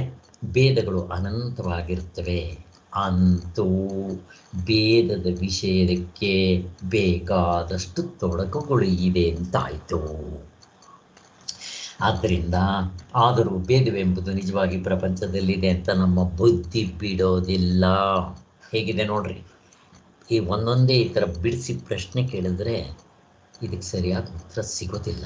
ಆದರೂ ಪ್ರಪಂಚದಲ್ಲಿ ವಿಷಯಗಳು ಬೇರೆ, ಭೇದಗಳು ಬೇರೆ, ಜಾತಿಗಳು ಬೇರೆ, ಮನುಷ್ಯರು ಬೇರೆ, ಪ್ರಾಣಿಗಳು ಬೇರೆ, ಗಿಡಗಳು ಬೇರೆ, 84 ಲಕ್ಷ ಜೀವರಾಶಿಗಳು ಬೇರೆ ಬೇರೆ ಅಂತ ನಮ್ಮ ಬುದ್ಧಿ ಹೇಳೋದು ಮಾತ್ರ ಬಿಡೋದಿಲ್ಲ ಅಂತ ಹೇಳ್ತಾ ಇದೆ. ಸೊ ಇಷ್ಟ ಆಯ್ತದು, ಅದ್ರ ಕತೆ ಮುಗಿತಿನ್ನ. 70ನೇದು ಯಾರಾದರೂ ಪೇಜ್ ಇದ್ರೆ ತೆಕ್ಕೊಳ್ಳ್ರಿ. 70ನೇದು 116. ಎಚ್ಚರದಲ್ಲಿ ಕಾಣುವ ಅನಿರ್ಧಾರಿತ ಸ್ವರೂಪವಾದ ನಾಮರೂಪವೆಲ್ಲವೂ ನಿಜವಾಗಿ ಬರಿಯ ಇರವೆ. ಈಗ ಇವ್ರನ್ನ ಈ ತಾರ್ಕಿಕರನ್ನೋ ನೈಯಾಯಿಕರನ್ನೋ ಈ ಕಪಿಲ ಸಾಂಖ್ಯರನ್ನೋ ಪಾತಂಜಲಗಳನ್ನೋ ಕೇಳಿದ್ರೆ ಇಷ್ಟು ರಾಮಾಯಣ ತಂದಿಡ್ತಾರೆ. ಅದಕ್ಕೆ ಇವರು ಯಾರನ್ನೂ ಕೇಳ್ಕೋಬಾರ್ದು. ನಮ್ಮ ವೇದಾಂತ ಎಷ್ಟು ಸುಲಭವಾಗಿ ತೋರಿಸುತ್ತೆ ನೋಡ್ರಿ ಅಂತ. ಈಗ ನಮಗೆ ಇಷ್ಟು ಇದೆಯಲ್ಲಪ್ಪ, ಇಷ್ಟು ಪ್ರಶ್ನೆಗಳಿಗೂ ಸುಲಭವಾದ ಉತ್ತರ ಕೊಡ್ತಾರೆ ನೋಡ್ರಿ. ಸಾರ್ವತ್ರಿಕ ಪೂರ್ಣಾನುಭವದಿಂದ ನಮಗೆ ತೃಪ್ತಿಯಾಗುವ ಹಾಗೆ ಈಗಲೇ ಉತ್ತರ, ಇನ್ಸ್ಟೆಂಟ್ ರಿಸಲ್ಟ್. ಅಲ್ಲಿಗೇನಾಯಿತು? ಈ ಎಚ್ಚರ ಅಥವಾ ದೃಶ್ಯ ಪ್ರಪಂಚ, ಎಚ್ಚರ ಆಗಲಿ ಕನಸಿನಲ್ಲಿ ನಮಗೇನೇನು ಕಾಣುತ್ತೆ? ಇಷ್ಟೊತ್ತು ಅವ್ರು ಏನು ಮಾಡಿದ್ರು? ಅನಿರ್ಧಾರಿತ, ಇವುಗಳು ಏನು ಅಂತ ಹೇಳೋ ಬರೋಲ್ಲ. ಯಾವ್ಯಾವುದು? ಪಂಚಭೂತಗಳಿಂದ ಆಗಿರೋ ಈ ಪದಾರ್ಥಗಳು 1/2 ಡಜನ್. ಏನಂತ ಹೇಳ್ತೀವಿ ಅವುಗಳನ್ನ? ದ್ರವ್ಯ ಗುಣ ಕರ್ಮ ಸಾಮಾನ್ಯ ವಿಶೇಷ ಭಾವ ಅಭಾವ ಲಬ್. ಇವುಗಳನ್ನೆಲ್ಲ ಏನಂತ ಕರೆದ್ರು? ನಾಮರೂಪಗಳೆಲ್ಲವೂ. ಇವು ಏನು ನಿಜವಾಗಲೂ ಅಂದರೆ ವಾಚಾರಂಭಣಂ ವಿಕಾರೋ ನಾಮಧೇಯಂ ಬ್ರಹ್ಮಮೇವ ಸತ್ಯ ಅಲ್ವಾ? ಎಷ್ಟು ಸುಲಭ ಮಾಡಿಬಿಟ್ರಿ ನೋಡಿ, ಮುಗಿದೋಯ್ತು. ನೀವು ಯಾಕೆ ಹಂಗೆ ನೋಡೋಕೆ ಹೋಗ್ತೀರಾ ಸ್ವಾಮಿ? ಸುಲಭವಾಗಿ ತೋರಿಸ್ಲಾ? ಈ ಬುದ್ಧಿನ ಕೆಳಕ್ಕೆ ಹೋಗ್ಬೇಡ್ರೆ ನೇರಾದ ಅನುಭವದಿಂದ ಹೇಗೆ ತೋರಿಸ್ತೀರ ಸ್ವಾಮಿ? ಹೋಲ್ಸೇಲ್ ವ್ಯಾಪಾರ ಶಂಕರಾಚಾರ್ಯ. ಈ ರೀಟೇಲ್ ಅವ್ರು ಮಾಡೋಕ್ಕೆ ಬರೋಲ್ಲ. ಏನು ಮಾಡ್ತಾರೆ? ಈ ಅವಸ್ಥೆ ಒಳಗಡೆ 1/2 ಡಜನ್ ಇದೆ. ಯಾವ್ಯಾವುದು ಆಧ್ಯಾತ್ಮಿಕ ಇದು ಪೂರ್ತಿ 19 ಮುಖಗಳು, ಅದರಲ್ಲಿ ಏನೇನಿದೆಯೋ ಮಾಂಸ ಗೀಂಸ ಅವು ಇವು ಡಜನ್ ಗಟ್ಟಲೆ ಲಕ್ಷ ಗಟ್ಟಲೆ ಎಲ್ಲ ಅದರಲ್ಲೇ ಹಾಕ್ರಿ. ಆದಿ ಭೌತಿಕ ಇದನ್ನು ಬಿಟ್ಟು 84 ಲಕ್ಷ ಜೀವರಾಶಿಗಳು, ಚರ ಅಚರ, ಮತ್ತು ಅದರಲ್ಲಿ ಜಂಗಮ ಅಜಂಗಮ ಎಲ್ಲವೂ ಸೇರ್ಕೊಂಡ್ಬಿಡುತ್ತೆ, ಚೇತನ ಅಚೇತನ ಎಲ್ಲ ಸೇರ್ಕೊಂಡ್ಬಿಡ್ತದಲ್ಲಿ. ಮತ್ತು ಆದಿ ದೈವಿಕ 14 ಲೋಕಗಳು, ಸೂರ್ಯ ಚಂದ್ರ ನಕ್ಷತ್ರಗಳು ನಮಗೆ ಗೊತ್ತಿರೋದು 9, ಇನ್ನು ಮುಂದಕ್ಕೆ ಒಂದು 10 ಕಂಡುಹಿಡೀಲಿ. ಅವು ಇದರಲ್ಲೇ ಇರುತ್ತೆ. ಎಲ್ಲಿರಬೇಕು? ಆಕಾಶದಲ್ಲೇ ಇರಬೇಕು. ಮತ್ತು ಅದೆಲ್ಲಿರಬೇಕು? ಯಾವಸ್ಥೆ ಒಳಗಡೆನೇ ಇರಬೇಕು. ಎಲ್ಲ ಹೋಲ್ಸೇಲ್. ಇಷ್ಟು ಇದನ್ನು ಸತ್ಯ ಅಂತ ಕರಿತೀರೇನಪ್ಪ? ಕನಸಿಗೆ ಯಾಕೆ ಬರಲಿಲ್ಲ? ಮುಗಿದೋಯ್ತು, ಒಂದೇ ರಾಮಬಾಣ. ಇಲ್ಲ ಸ್ವಾಮಿ, ಕನಸಿನಲ್ಲಿರೋ ಸತ್ಯ ಓ ಸಚ್ಚೈ. ಹಾಗಾದರೆ ಎಚ್ಚರಿಕೆ ಯಾಕೆ ಬರಲಿಲ್ಲ? ಏ ಸಚ್ಚೈ ಫಿರ್ ಓ ಸಚ್ಚೈ ಏ ಸಚ್ಚೈ ಕನ್ಫ್ಯೂಷನ್. ತಿರ್ಗಾ ನಿಮ್ಮ ಮನಸ್ಸನ್ನು ಕೇಳಕ್ಕೆ ಹೋಗ್ಬೇಡ್ರಿ, ನೇರಾದ ಅನುಭವ ಇಟ್ಕೊಂಡು ನೋಡ್ರಿ. ಇವೆರಡು ನಿದ್ದೆಗೆ ಯಾಕೆ ಬರಲಿಲ್ಲ? ಇದ್ರೆ ಅಲ್ವೋ ಬರೋದು. ಆವಾಗಲೇ ಫಸ್ಟ್ ಎತ್ಕೊಂತಾನೆ ಡಿಸೈಡ್ ಮಾಡಿದ್ವಲ್ಲ, ವಿಕಲ್ಪ ನಿಜವಾಗ್ಲೂ ಇಲ್ಲದೆ ಇರೋದು, ತೋರಿ ಹಾರೋದು. ಮತ್ತೇನಂತಾರೆ ಅದಕ್ಕೆ? ಅನಾತ್ಮ, ಅನಿತ್ಯ, ಆಗಮಾಪಾಯಿಗಳು, ಮತ್ತು ಇವು ದುಃಖಾಲಯ. ಹೇಗೆ ಮುಗಿದೋಯ್ತು. ಇವು ಅಲ್ಲಿ ಎಚ್ಚರದು ಕನಸು ಬರಲ್ಲ, ಕನಸಿಂದ ಇಲ್ಲಿ ಎಚ್ಚರಕ್ಕೆ ಬರಲ್ಲ, ಇವೆರಡು ನಿದ್ದೆಗೆ ಬರಲ್ಲ. ಮತ್ತು ಇವು ಯಾವುದು ಇಲ್ಲದೆ ಇದ್ದರೂ ನಾನು ಇರ್ತೀನಿ ಅಂತ ಯಾವುದಕ್ಕೆ ಹೇಳ್ತಾ ಇದ್ದೀರಾ? ನನ್ನ ನಿಜವಾದ ಸ್ವರೂಪಕ್ಕೆ. ಅದಿದೆಯೋ ಇಲ್ವೋ? ಮುಗಿದೋಯ್ತು. ಅದು ಬದಲಾವಣೆ ಆಗುತ್ತಾ? ಇಲ್ಲ. ಅದಕ್ಕೆ ಕ್ರಿಯೆ ಇದೆಯಾ? ಇಲ್ಲ. ಅದು ದ್ರವ್ಯವ? ಅಲ್ಲ. ಅದಕ್ಕೆ ಗುಣ ಇದೆಯಾ? ಗುಣಾತೀತ. ಅದೇನು ವಸ್ತುನ? ಆಬ್ಜೆಕ್ಟಾ? ಅಲ್ಲ. ಸಬ್ಜೆಕ್ಟ್ ನಾನೇ. ದ್ರವ್ಯ, ಗುಣ, ಕರ್ಮ. ಕರ್ಮ ಇದೆಯಾ? ನಿಷ್ಕ್ರಿಯ. ಕರ್ಮ ಇಲ್ಲ. ದ್ರವ್ಯ, ಗುಣ, ಕರ್ಮ. ಇನ್ನು ಸಾಮಾನ್ಯ ಅದೇನು ನಿಂಬೆಹಣ್ಣ? ಇಲ್ಲ. ಅದೇನು ಹಸುನ? ಅಲ್ಲ. ವಿಶೇಷ. ಇನ್ನೇನು ಸ್ಪೆಷಲ್ ಅದರಲ್ಲಿ? ಏನು ಸ್ಪೆಷಲ್ ಇದೆಯಾ? ರಾಮಕೃಷ್ಣ ಪರಮಹಂಸರಿಗೆ ಸ್ಪೆಷಲ್ ಆತ್ಮ, ವೀರಪ್ಪನಿಗೆ ಸಾಮಾನ್ಯ ಆತ್ಮ. ಹೇಳ್ರಿ ನೋಡೋಣ. ಅಮೀಬ ಮತ್ತು ಒಂದೇ ಒಂದು ಇರುವೆ, ಅದರಲ್ಲಿ ಕಡಿಮೆ ಆತ್ಮ. ಹೇಳ್ರಿ ನೋಡೋಣ. ಕ್ವಶ್ಚನ್ ಇಲ್ಲ. ಸಾಮಾನ್ಯ ವಿಶೇಷ ಇಲ್ಲ. ದ್ರವ್ಯ, ಗುಣ, ಧರ್ಮ, ಸಾಮಾನ್ಯ, ವಿಶೇಷ, ಭಾವ. ಭಾವ ಅಭಾವ ಯಾವಾಗಿರಲ್ಲ. ಇದು ತೋರಿಸ್ರಿ. ಯಾವಾಗಲೂ ಇರುತ್ತೆ. ಇವರು ಹೇಳೋ ಭಾವ ಅಂದರೆ ಏನು? ತಾರ್ಕಿಕರು ಹೇಳೋ ಭಾವ ಅಂದರೆ ಏನು? ನಾನು ಪ್ರಶ್ನೆ ಕೇಳ್ತಾ ಇದ್ದೀನಿ. ಏನು ತಾರ್ಕಿಕರು ಹೇಳೋ ಭಾವ? ಅವ್ರ ಅರ್ಥ ಏನು? ಭಾವ ಇರೋದು ಇರೋದು ಇರೋದು ಸರಿ. ಎಲ್ಲಿರೋದು? ಅವಸ್ಥೆ ಒಳಗಿರೋದು. ಯಾವ ಅವಸ್ಥೆ ಒಳಗಡೆ? ಎಚ್ಚರದಲ್ಲಿರೋದು. ಕನಸಿಗೆ ಬರಲ್ಲ, ಕನಸಿನಲ್ಲಿರೋದು ಎಚ್ಚರಕ್ಕೆ ಬರಲ್ಲ, ಇವೆರಡು ನಿದ್ದೆಗೆ ಬರಲ್ಲ. ಇದನ್ನು ಭಾವ ಅಂತ ಕರಿತೀರಾ? ಭಾವ ಅಂದ್ರೆ ಏನು? ಇರೋದು. ಕರೆಕ್ಟ್. ನಾವು ಹೇಳೋ ಇರೋದಕ್ಕೂ ಇವ್ರು ಹೇಳೋ ಇರೋದಕ್ಕೂ ವ್ಯತ್ಯಾಸ ನೋಡ್ರಿ. ಇವ್ರ ಅವಸ್ಥೆ ಒಳಗಡೆ ಇರೋದು ಹೇಳ್ತಾರೆ, ಇವರು ಭಾವ ಅಂತಾರೆ. ಈ 19 ಈ ಅರ್ಧ ಡಜನ್ ಇರುತ್ತಲ್ಲ ಎಚ್ಚರದಲ್ಲೇ, ಇಲ್ಲಿ ಕನಸು ಬರಲಿ ನೋಡೋಣ. ಕನಸಿನಲ್ಲಿರೋದು ಇಲ್ಲಿಗೆ ಬರೋಲ್ಲ. ಹೋಗಿ ಇವೆರಡು ನಿದ್ದೆಗೆ ಬರಲಿ. ಅಭಾವ ಅಂತ ಕರಿತೀರಾ? ಅಭಾವ ಅಂತ ಕರಿಬೇಕಾದ್ರೆ ಹಾಗಾದರೆ ನೀವು ಹೇಳೋದು ಯಾವ ಸ್ವಾಮಿ? ಅದು ಭಾವವೂ ಅಲ್ಲ, ಅಭಾವವೂ ಅಲ್ಲ, ಎರಡನ್ನೂ ಮೇರಿರೋದು. ಅದು ಇಲ್ದಂಗೂ ಆಗೋದಿಲ್ಲ, ಬದಲಾವಣೆನೂ ಆಗೋದಿಲ್ಲ, ಕ್ರಿಯೆ ಇಲ್ಲ, ನಾಮ ಇಲ್ಲ, ರೂಪ ಇಲ್ಲ, ಗಂಡ್ಸಲ್ಲ, ಹೆಂಗ್ಸಲ್ಲ, ಹುಟ್ಟಲ್ಲ, ಸಾಯಲ್ಲ, ಬದಲಾವಣೆ ಇಲ್ಲ. ಅಂಥದ್ದು ನೀನೇನಪ್ಪ? ಮತ್ತು ಅದು ಆನಂದ ಸ್ವರೂಪ. ಅದು ಬೇಕಾಗಿರೋದು ನಮಗೆ. ಎಷ್ಟು ಚೆನ್ನಾಗಿದೆ. ಮುಗಿದೋಯ್ತು. ಇನ್ನೇನು ಬೇಕು ನಿಮ್ಗೆ ಆನ್ಸರು? ಅದನ್ನು ತೋರಿಸ್ತಾ ಇದ್ದಾರೆ ಇವಾಗ ಈ 70ರಲ್ಲಿ. ಇಷ್ಟೊತ್ತು ನಾವು ತಲೆ ಕೆಡಿಸ್ಕೊಂಡ್ವಲ್ಲ, ತಲೆ ಕೆಡಿಸ್ಕೊಂಡು ಸಗಣಿ ಹಚ್ಕೊಳ್ಬೇಕಷ್ಟೇ ಅವ್ರು ಹೇಳೋದ್ರಲ್ಲಿ.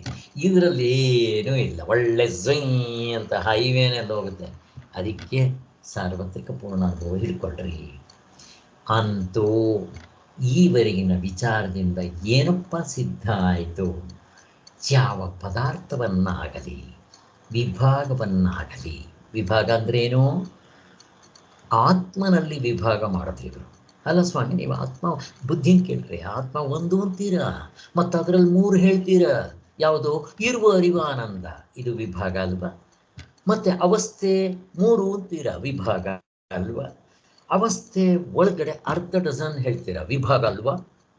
ಭಾಗಗಳು ವಿಭಾಗ. ಮತ್ತಿನ್ನು ಪದಾರ್ಥಗಳು ಯಾವುದು? ಅರ್ಧ ಡಜನ್. ಮತ್ತು ಅದರಲ್ಲಿ ಭೇದ ನೋಡ್ರಿ ಎಷ್ಟು ಚೆನ್ನಾಗಿದೆ. 84 ಲಕ್ಷ ಜೀವರಾಶಿಗಳು. ಈಗ ನೀವು ಆಧ್ಯಾತ್ಮಿಕ ತಗೊಳ್ರಿ, ನಾನು ಗಂಡಸು ಅಂತೀನಿ, ನೀವು ಹೆಂಗಸು ಅಂತೀರ, ನೀವು ಹೆಂಗಸರಾಗಿರ್ತೀರಿ, ನಾನು ಗಂಡಸಾಗಿರ್ತೀನಿ, ಬಂತ ಇಲ್ವೋ ಭೇದ? ಮತ್ತೆ ಆ ಗಂಡಸರಲ್ಲೇ ನಾನು ಶ್ರೀಮಂತ, ನಾನು ಬಡವ, ನಾನು ಸಣ್ಣಕ್ಕಿದ್ದೀನಿ, ಅವನು ಆರೋಗ್ಯವಾಗಿದ್ದಾನೆ, ಇವನು ರೋಗಿಷ್ಠನಾಗಿದ್ದಾನೆ, ಇವನು ಶ್ರೀಮಂತ, ಇವನು ಬಡವ, ಇವನು ಬುದ್ಧಿವಂತ, ಇವನು ದಡ್ಡ, ಶುರುವಾಯಿತು ಭೇದ. ಇನ್ನು ನಾನು ನನ್ನ ಹೆಂಡತಿ ಭೇದ. ಹೇಗಿದೆ ನೋಡ್ರಿ. ಇನ್ನು 84 ಲಕ್ಷ ಜೀವರಾಶಿಗಳು, ನನಗೆ ಮಕ್ಕಳು 5 ಜನ 6 ಜನ, ಭೇದ ಬೇರೆ ಬೇರೆ. ಒಂದು ಬೆರಳು ಇದ್ದಂಗೆ ಇನ್ನೊಂದು ಬೆರಳು ನನಗೇ ಇಲ್ಲ. ಇನ್ನೆಲ್ಲಿ ಹುಡುಕ್ತೀರಾ ನೋಡ್ರಿ. ಅಲ್ಲಿ ಪದಾರ್ಥಗಳು, ಈ ಅರ್ಧ ಡಜನ್ ಪದಾರ್ಥಗಳು ಅಂತ ಅಂದಾಗ ಯಾವ ಪದಾರ್ಥಗಳು? ಪ್ರಶ್ನೆ ಕೇಳ್ತಾ ಇದ್ದೀನಿ ನಿಮ್ಮನ್ನು. ಪದಾರ್ಥಗಳು ಅಂದಿದ ತಕ್ಷಣ ಯಾವುದು ಹೇಳಬೇಕಿಲ್ಲಿ? ಪದಾರ್ಥಗಳು ಅರ್ಧ ಡಜನ್ ಇದೆ ಅವಸ್ಥೆಯಲ್ಲಿ. ಪದಾರ್ಥಗಳು ವ್ಯವಹಾರದ ದೃಷ್ಟಿಯಿಂದ ಏನು ಹೇಳ್ತೀರಿ? ಯಾರನ್ನು ತಗೊಂಬಂದು ಹೇಳ್ತೀರಿ ಪದಾರ್ಥಗಳು ಅಂದಿದ ತಕ್ಷಣ? ಈಗ ತಾನೆ ಹೇಳಿದ್ವಲ್ಲ, ಯಾರಾದ್ರೂ ಹೇಳಿ ಬೇಗ. ಪಂಚಭೂತಗಳ ಸರ್? ಅಲ್ಲ, ದ್ರವ್ಯ ಗುಣ ಕರ್ಮ ಸಾಮಾನ್ಯ. ಪದಾರ್ಥಗಳು ಅಂದಿದ ತಕ್ಷಣ ಇವ್ರು ತಗೊಂಡ್ಬಿಡ್ತಾರೆ ಅವರು. ದ್ರವ್ಯ ಗುಣ ಕರ್ಮ ಸಾಮಾನ್ಯ ವಿಶೇಷ ಭಾವ ಅಭಾವ ಮತ್ತು ಸಮವಾಯು ಪ್ರತ್ಯಯ, ಅದ್ರ ಒಳಗಡೆ ಎಲ್ಲ ಸೇರಿರೋದು. ಇಷ್ಟು ತಗೊಂಬಂದ್ಬಿಡ್ತಾರೆ. ಹಾಗೆ ಅಲ್ಲಿಗೆ ಇವು ತೋರುವ ರೂಪದಿಂದ ಸ್ವರೂಪ ನಿರ್ಧಾರಣೆ ಮಾಡಿ ತಿಳಿಸುವುದು ಎಚ್ಚರ ಬುದ್ಧಿಯಿಂದ ಆಗುವಂತಿಲ್ಲ. ಎಚ್ಚರದ ಬುದ್ಧಿ ನೀವೆಲ್ಲ ಕೇಳಿದ್ರೆ ಮೊದಲು ಇಷ್ಟೇ ತಾನೇ ಪ್ರಶ್ನೆ ಕೇಳಿತ್ತದು, ಆಗೋದಿಲ್ಲ. ಇದಕ್ಕೆ ಅವುಗಳು ಇರುವೆವೆಂದು ನಮಗೆ ತೋರೋದು ನಿಜ. ತೋರ್ತಾ ಇಲ್ವೋ? ಇವಾಗ ಇಷ್ಟು ನಾನು ಏನು ಹೇಳಿದ್ನೋ ಅದು ತೋರ್ತಾ ಇದೆಯೋ ಇಲ್ಲೋ? ಬುದ್ಧಿ ಹೌದು ಅನ್ನತ್ತೆ, ತೋರ್ತಾ ಇದೆ. ಅವಳು ಇರುವುದಂತೂ ಇರುವುದೆಂದಿಟ್ಟುಕೊಂಡೇ ನಾವು ವ್ಯವಹಾರ ಮಾಡ್ತಾ ಇದ್ವಿ. ಅದಕ್ಕೆ ಕಾಲ ದೇಶ ಕಾರಣ ಭಾವ ಇವುಗಳು ನಿಜವಾಗ್ಲೂ ಇದೆ ಅಂತಾನೆ ವ್ಯವಹಾರ ಮಾಡ್ತಾ ಇದ್ವಿ. ಆದರೆ ಅಷ್ಟು ಮಾತ್ರದಿಂದ ಅವಕ್ಕೆ ಪೂರ್ಣ ಅನುಭವದಿಂದ ಸಿದ್ಧವಾಗಿರುವ ನಮ್ಮ ಆತ್ಮಸ್ವರೂಪ ತುಂಡು ಮಾಡೋದಕ್ಕೆ ಅಧಿಕಾರ ಏನಿದೆ? ಎಲ್ಲಿ ನಮ್ಮದು ಆತ್ಮಸ್ವರೂಪನ ತುಂಡು ಮಾಡಲಿ? ಎಲ್ಲಿ ಹೇಳಿ ನೋಡೋಣ ಅದನ್ನು? ದ್ರವ್ಯ ಗುಣ ಕರ್ಮ ಸಾಮಾನ್ಯ ವಿಶೇಷ ಭಾವ ಅಭಾವ ಹೇಳಿ ನೋಡೋಣ ನಮ್ಮ ಆತ್ಮನ. ಅದರ ಅವಸ್ಥೆ ಒಳಗಡೆ ಇರೋದನ್ನು ಹೇಳ್ಬೋದು. ಹೇಗೆ ಅವಸ್ಥೆಯನ್ನೂ ಹೇಳಕ್ಕೆ ಬರೋಲ್ಲ. ಹೇಗಿದೆ ನೋಡ್ರಿ. ಯಾಕೆ ಹೇಳ್ರಿ? ಅವಸ್ಥೆಯನ್ನು ಹೇಳಕ್ ಬರಲ್ಲ. ಯಾಕೆ ಹೇಳ್ರಿ? ಅವಸ್ಥೆನ ಹೇಳಕ್ ಬರುತ್ತಾ? ವಸ್ತು ಅಂತ ಹೇಳಕ್ ಬರುತ್ತಾ? ಅವಸ್ಥೆನ ಹೇಳಕ್ ಬರಲ್ಲ. ಹೇಳಕ್ ಬರಲ್ಲ. ಯಾಕೆ? ಅವಸ್ಥೆಯನ್ನು ಪಂಚಭೂತಗಳಿಂದ ಮಾಡಿಲ್ಲ. ಅದು ಗುಣಾತೀತ ಅವಸ್ಥೆ. ಆಕಾಶ ತತ್ವ ಇದೆಯಾ ಅದರಲ್ಲಿ? ಇಲ್ಲ. ಅಂದರೆ ಎಷ್ಟು ಆಕಾಶ ಇಲ್ಲ, ಅಗ್ನಿ ಇಲ್ಲ, ಯಾವ ತತ್ವ ಇದೆ ಅದರಲ್ಲಿ? ಆಕಾಶ ತತ್ವವೇ ಇಲ್ಲ. ಅದಕ್ಕೆ ಯಾವ ಗುಣಗಳಿದೆ? ಅದಕ್ಕಿಲ್ಲ. ಹೇಳಬೇಕು ಅಂದರೆ ಆತ್ಮನ ತುಂಬ ಹತ್ತಿರ ಅಂತ ಹೇಳ್ಬೋದು. ಆಕಾಶವನ್ನು ಹತ್ತಿರ ಹೇಳ್ತಾರೆ, ಬಟ್ ಆಕಾಶಕ್ಕೆ ಒಂದು ಗುಣ ಇದೆ, ಶಬ್ದ. ಆದರೆ ಆ ಅವಸ್ಥೆಗೆ ಯಾವುದಿದೆ ಅದಕ್ಕೆ ಅದು ಬದಲಾವಣೆ ಆಗೋದಿಲ್ಲ, ಇಲ್ದಂಗೆ ಆಗುತ್ತೆ. ಆದ್ದರಿಂದ ಆಕಾಶ ದ್ರವ್ಯ ಹೇಳಕ್ಕೆ ಬರೋಲ್ಲ ನೀವು. ಅವಸ್ಥೆಯನ್ನು ದ್ರವ್ಯ ಅಂತ ಹೇಳಕ್ಕೆ ಬರೋಲ್ಲ, ಅದಕ್ಕೆ ಅದನ್ನು ಎಣ್ಸಕ್ಕೆ ಬರೋಲ್ಲ ನಿಮಗೆ. ಹೇಗಿದೆ ನೋಡ್ರಿ. ಆತ್ಮನವರೆಗೂ ಹೋಗ್ಬೇಡ್ರಿ. ಈ ಬುದ್ಧಿಗೆ ಇಷ್ಟೆಲ್ಲ ಹೇಳಕ್ಕೆ ಬರುತ್ತಾ? ನಾವು ನೇರಾದ ಅನುಭವದಿಂದ ಇಷ್ಟು ವಿಚಾರ ಮಾಡ್ಕೊಂಡಿದ್ದೀವಿ. ಬುದ್ಧಿನ ಕೇಳಿದ್ರೆ ಏನು ಹೇಳುತ್ತೆ? 3 ಆಯ್ತಪ್ಪ ಅವಸ್ಥೆ ಅನ್ನೋಂಥದ್ದು ಅಲ್ವಾ? ಆದ್ದರಿಂದ ಹೀಗೆ ಬರೀ ಆತ್ಮನನ್ನು ತುಂಡು ಮಾಡೋದಕ್ಕೆ ಅಧಿಕಾರ ಈ ಬುದ್ಧಿಗಿದೆಯಾ? ಬೇರೆದನ್ನು ಮಾಡ್ಬೋದು, ತುಂಡು ಮಾಡೋದು. ಆದರೆ ಅವುಗಳು ಇವೆ ಎಂದು ಹೇಳುವ ನಮ್ಮ ಎಚ್ಚರದ ಬುದ್ಧಿಯು ಅವುಗಳ ಸ್ವರೂಪವನ್ನು ನಮಗೆ ಸರಿಯಾದ ಪರಿಚಯ ಮಾಡಿಕೊಡ್ತಾ ಅದೇನೋ ಹೇಳುತ್ತೆ. ಇವೆಲ್ಲ ಇದೆಯೋ ಇಲ್ಲಪ್ಪ? ಇದೆ ಹೇಳುತ್ತೆ. ಆತ್ಮ ಇದೆ ಅಂತ ಹೇಳುತ್ತಾ ಅದು? ಫಸ್ಟ್ ಆಫ್ ಆಲ್ ಆತ್ಮ ಕಂಡೇ ಇಲ್ಲ. ಇನ್ನು ಆತ್ಮನ ಹೇಗೆ ತೋರಿಸ್ಕೊಡ್ತದೋ? ತೋರಿಸ್ಕೊಡಕ್ಕೆ ಬರಲ್ಲ.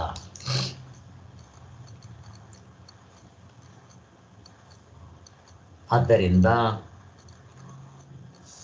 ಈ ಅನಾತ್ಮದ ವಸ್ತುಗಳೆಲ್ಲ ಇದೆ, ನಮಗೆ ಅದು ಕಾಲ ದೇಶ ಕಾರ್ಯಕಾರಣಭಾವದಲ್ಲಿದೆ, ವ್ಯವಹಾರಕ್ಕೆ ಉಪಯೋಗ ಬರ್ತಾ ಇದೆ ಅಂತ ಹೇಳುತ್ತೆ. ಬಟ್ ಅವುಗಳನ್ನ ಇಷ್ಟು ಬಿಡಿಸ್ಕೊಂಡು ಹೇಳಕ್ಕೆ ಬರೋದಿಲ್ಲ.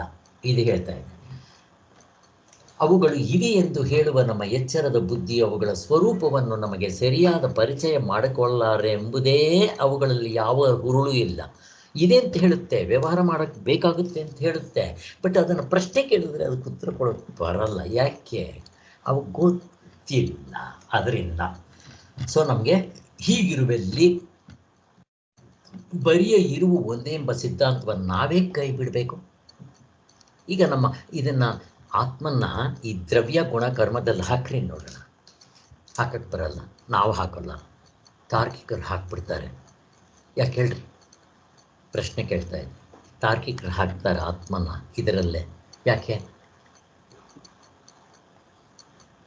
ಎಚ್ಚರದ ದೃಷ್ಟಿಯಿಂದ ವಿಚಾರ ಮಾಡ್ತಾರೆ. ಆ ಎಚ್ಚರದ ದೃಷ್ಟಿಯಿಂದ ವಿಚಾರ ಮಾಡ್ತಾರೆ ಅವರು. ಆತ್ಮನಿಗೆ ಗುಣ ಇದೆ ಅಂತ ಹೇಳ್ತಾರೆ ಅವರು. ಆತ್ಮನ ಗುಣ ಇದೆ ಅಂತೆ. ಎಲ್ಲ ದರ್ಶನಕಾರರು, ಕಪಿಲರು, ಪಾತಂಜಲಗಳು, ತಾರ್ಕಿಕರು, ನೈಯಾಯಿಕರು, ವೈಶೇಷಿಕರು ಇವರೆಲ್ಲರೂ ಸೇರಿಕೊಂಡಿದ್ದೆ ಆತ್ಮನಿಗೆ ಗುಣ ಇದೆ ಒಂದು. ಎರಡನೇದು ಅವರು ಹೇಳೋದು ಹೆಂಗಿದೆ ಗುಣ ಅಂದರೆ, ಎಲ್ಲತ್ರಲ್ಲೂ ಒಬ್ಬನೇ ಆತ್ಮ ಇಲ್ಲ ಸ್ವಾಮಿ, ನಿಮ್ಮ ಆತ್ಮ ಬೇರೆ, ನನ್ನ ಆತ್ಮ ಬೇರೆ. ಹೇಗಿದೆ ನೋಡಿ. ಯಾಕ್ರಿ ಹಂಗಂತೀರ ನೀವು ಅಂದರೆ, ಓ ನಿಮ್ಮ ಆತ್ಮ ನನ್ನ ಆತ್ಮ ಒಂದೇನಾ? ಸರಿ, ನಾನು ಹೊಟ್ಟೆ ಹಸ್ವಾಗುತ್ತೆ, ನಾನು ಊಟ ಮಾಡ್ತೇನೆ, ನೀವು ಮಾಡಬಾರ್ದು. ಯಾಕೆ? ನಿಮ್ಮ ಆತ್ಮ ಒಂದೇ, ನಾನು ಊಟ ಮಾಡಿದ್ರೆ ನೀವು ಮಾಡ್ದಂಗೆ ಅಂತ ಹಿಂಗೆ ಕೇಳ್ತಾರವರು. ನೀರಡಿಕೆ, ಹೊಟ್ಟೆ ಹಸಿವು ಯಾವುದರಿಂದ ಬಂದಂಥ ಗುಣ? ಪ್ರಶ್ನೆ ಕೇಳ್ತಾ ಇದ್ದೀನಿ. ಯಾವುದ್ರ ಗುಣ ಇದು? ಯಾವುದರಿಂದ ಬಂದಿರೋದು ನೀರಡಿಕೆ, ಹೊಟ್ಟೆ ಹಸಿವು? ಪ್ರಾಣ ಸರ್. Very good. ಪ್ರಾಣ. ಪ್ರಾಣ ಇರೋವರೆಗೂ ಈ ಪ್ರಾಣದ ಗುಣ. ಪ್ರಾಣ ಇರೋವರೆಗೂ ನೀರಡಿಕೆ ಬಾಯಾರಿಕೆ ಇರುತ್ತೆ. ಸತ್ತಿರೋ ಶವಕ್ಕೆ ಬಾಯಾರಿಕೆ ಆಗಲಿ ನೋಡೋಣ, ಆಗೋದಿಲ್ಲ. ಆದ್ದರಿಂದ ಇದು ಪ್ರಾಣದ ಗುಣ. ಪ್ರಾಣ ಆತ್ಮವೋ ಅನಾತ್ಮವೋ? ಪ್ರಶ್ನೆ. ಅನಾತ್ಮ. ಮುಗಿದೋಯ್ತು, ಖರಾಬ್ ಅಲ್ವಾ? ನೋಡಿ, ಅದು ಆಬ್ಜೆಕ್ಟು ಸಬ್ಜೆಕ್ಟು. ಪ್ರಾಣ ಆಬ್ಜೆಕ್ಟ್ ಮುಗಿದೋಯ್ತು. ಆಬ್ಜೆಕ್ಟ್. ನಾನು ಬೇಕಾದರೆ ಉಸಿರನ್ನ ಸ್ವಲ್ಪ ಹೊತ್ತು ಹಿಡ್ಕೊತೀನಿ, ಬೇಕು ಅಂದರೆ ಜಾಸ್ತಿ ಮಾಡ್ತೇನೆ, ಬೇಡ ಅಂದರೆ ಕಡಿಮೆ ಮಾಡ್ತೇನೆ, ಏರುಪೇರು ಮಾಡ್ಬೋದು. ಪ್ರಾಣವನ್ನು ಏರುಪೇರು ಮಾಡ್ಬೋದು. ನನ್ನ ಶರೀರ ಏರುಪೇರಾಗುತ್ತೆ, ನನ್ನ ಮನಸ್ಸು 19 ಮುಖಗಳು ಏರುಪೇರಾಗುತ್ತೆ. ಆದಿ ಭೌತಿಕ ಚೇಂಜ್ ಆಗುತ್ತೆ, ಆದಿ ದೈವಿಕ ಚೇಂಜ್ ಆಗುತ್ತೆ. ಹೇಗಿದೆ? ಎಲ್ಲಿ ನಿಮ್ಮ ಆತ್ಮ ಚೇಂಜ್ ಆಗಿಲ್ಲ ನೋಡೋಣ. ಆದ್ದರಿಂದ ಈ ನೀರಡಿಕೆ ಬಾಯಾರಿಕೆ ಪ್ರಾಣದ ಗುಣ. ಅದಕ್ಕೋಸ್ಕರ ಅದು ಪ್ರಾಣ. ಅನಾತ್ಮಕ್ಕೆ ಸಂಬಂಧಪಟ್ಟಿರೋದನ್ನು ತಗೊಂಡವ್ರು ಆತ್ಮನಿಗೆ ಸೇರಿಸ್ತಾರಲ್ಲ ಸ್ವಾಮಿಯವರು. ಅವ್ರು ಕೇಳೋ ಪ್ರಶ್ನೆ ನೋಡ್ರಿ, ನಾನು ಊಟ ಮಾಡಿಬಿಟ್ರೆ ನೀವು ಊಟ ಮಾಡಬಾರ್ದು ಅಂತಂದರೆ ಅರ್ಥ ಏನದು? ಅವ್ರ ಆತ್ಮನ ಗುರುತಿಸಿಲ್ಲ, ತರ್ಕದಿಂದ ಹಿಂಗೆ ಮಾಡ್ತಾರ್ರಿ. ಆತ್ಮನ್ನು ತಗೊಂಡ್ಬಂದು ಈ ದ್ರವ್ಯ ಗುಣ ಕರ್ಮದಲ್ಲಿ ಸೇರಿಸ್ಬಿಡ್ತಾರ್ರಿ. ನಮ್ಗೆ ಇದು ಚೆನ್ನಾಗಿ ಗೊತ್ತಾಗ್ತದೆ, ಆತ್ಮ ಇದಕ್ಕೆ ಸೇರಲ್ಲ ಅಂತ. ಇದು ಬೇಕಾಗಿರೋದು ನಮಗೆ ಇಷ್ಟು. ಆದ್ದರಿಂದ ಎಚ್ಚರದಲ್ಲಿ ಇರುವು ಎಂಬುದು ಎಲ್ಲೆಲ್ಲಿ ನಮಗೆ ತೋರ್ತಾ ಇದೆ. ಈಗ ನೋಡ್ರಿ, ತಾರ್ಕಿಕರು ಹೇಳೋ ಸತ್ತ ಸಾಮಾನ್ಯ ಎಲ್ಲತ್ರಲ್ಲೂ ಹಾಸುಹಕ್ಕಾಗಿದೆ. ಬಟ್ಟೆನಲ್ಲಿ ಹೇಗೆ ನೂಲು, ಹತ್ತಿ ಹತ್ತಿ ಅಂತ ಹೇಳ್ತಾರಲ್ಲ, ಅವರು ಅಲ್ಲಿಗೆ ನಿಂತ್ಕೊಂಡ್ಬಿಡ್ತಾರೆ. ನಾವಿನ್ನೂ ಹಿಂದಕ್ಕೆ ಹೋಗ್ತೀವಿ. ಈಗ ಹತ್ತಿ ಯಾತ್ರಿಂದ ಆಗಿದೆ? ಪ್ರಶ್ನೆ. ಮರದಿಂದ ಬಂದಿದೆ. ಮರ ಯಾತ್ರಿಂದ ಬಂದಿದೆ? ಭೂಮಿಯಿಂದ ಬಂದಿದೆ. ಭೂಮಿ ಯಾತ್ರಿಂದ ಬಂದಿದೆ? ಜಲದಿಂದ ಬಂದಿದೆ. ಜಲ ಅಗ್ನಿಯಿಂದ. ಅಗ್ನಿ ವಾಯು. ವಾಯು ಆಕಾಶ.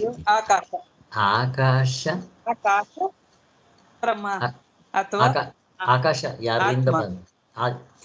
ಆತ್ಮನಿಂದ ಬಂದಿದೆ. ಆತ್ಮನ ಒಬ್ಬನೇ ಇದ್ದನು, ಯೋಚನೆ ಮಾಡಿ ಆಕಾಶವನ್ನು ಸೃಷ್ಟಿ ಮಾಡ್ದ. ಆದ್ದರಿಂದ ಆಕಾಶ ಇದೆ ಅಂತಂದ್ರೂ ಒಂದೇ, ಆತ್ಮ ಇದೆ ಅಂದ್ರೂ ಒಂದೇ. ಆತ್ಮನ ಇರವನ್ನ ಆಕಾಶ ಸಾಲ ತಗೊಂಬರುತ್ತೆ. ಆಕಾಶದ ಇರವನ್ನ, ಆತ್ಮನ ಇರವನ್ನೇ ಆಕಾಶ, ಅಗ್ನಿ, ವಾಯು, ಅಗ್ನಿ, ಜಲ, ಪೃಥ್ವಿ ಮತ್ತು ಇವುಗಳಿಂದ ಆಗಿರೋ ವಸ್ತುಗಳಿಗೆ ಸಾಲ ತಗೊಂಬರುತ್ತೆ. ಯಾವುದು? ಇರವು. ಇದು ಇರುವಿನ ಟಾಪಿಕ್ ಆಗಿರೋದ್ರಿಂದ ಯಾವುದೇ ವಸ್ತು ಇದೆ ಅಂತಂದರೆ ಆತ್ಮನ ಇರವನ್ನ ಸಾಲ ತಗೊಂಬಂದಿದೆ. ಹೇಗಿದೆ ನೋಡಿ, ನಮ್ಮದು ಹಾಸು ಹೊಕ್ಕಾಗಿರೋದು ಹೇಗಿದೆ, ಅವ್ರದ್ದು ಹಾಸು ಹೊಕ್ಕಾಗಿರೋದು ಹೇಗಿದೆ. ಅವರು ಅಲ್ಲಿಗೆ ನಿಂತ್ಕೊಂಡ್ಬಿಡ್ತಾರೆ. ಹೇಗಿದೆ, ನಮ್ಮದು ಇಲ್ಲಿವರೆಗೂ ಕರ್ಕೊಂಡು ಹೋಗ್ತೀವಿ. ಅಲ್ಲಿಗೆ ಪ್ರಪಂಚದಲ್ಲಿ ಅವಸ್ಥೆ ಇದೆ ಅಂದರೆ ಆತ್ಮನೇ ಇದ್ದಾನೆ. ಮತ್ತೆ ಅವಸ್ಥೆ ಒಳಗಡೆ ಅರ್ಧ ಡಜನ್ ಇದೆ, ಆತ್ಮನೇ ಇದ್ದಾನೆ. ಆ ಇರುವಿಟ್ಕೋಬೇಕು ನೀವು. ಮತ್ತೆ ಅವಸ್ಥೆ ಒಳಗಡೆ ಇರೋ ಅರ್ಧ ಡಜನ್ ಇದೆ.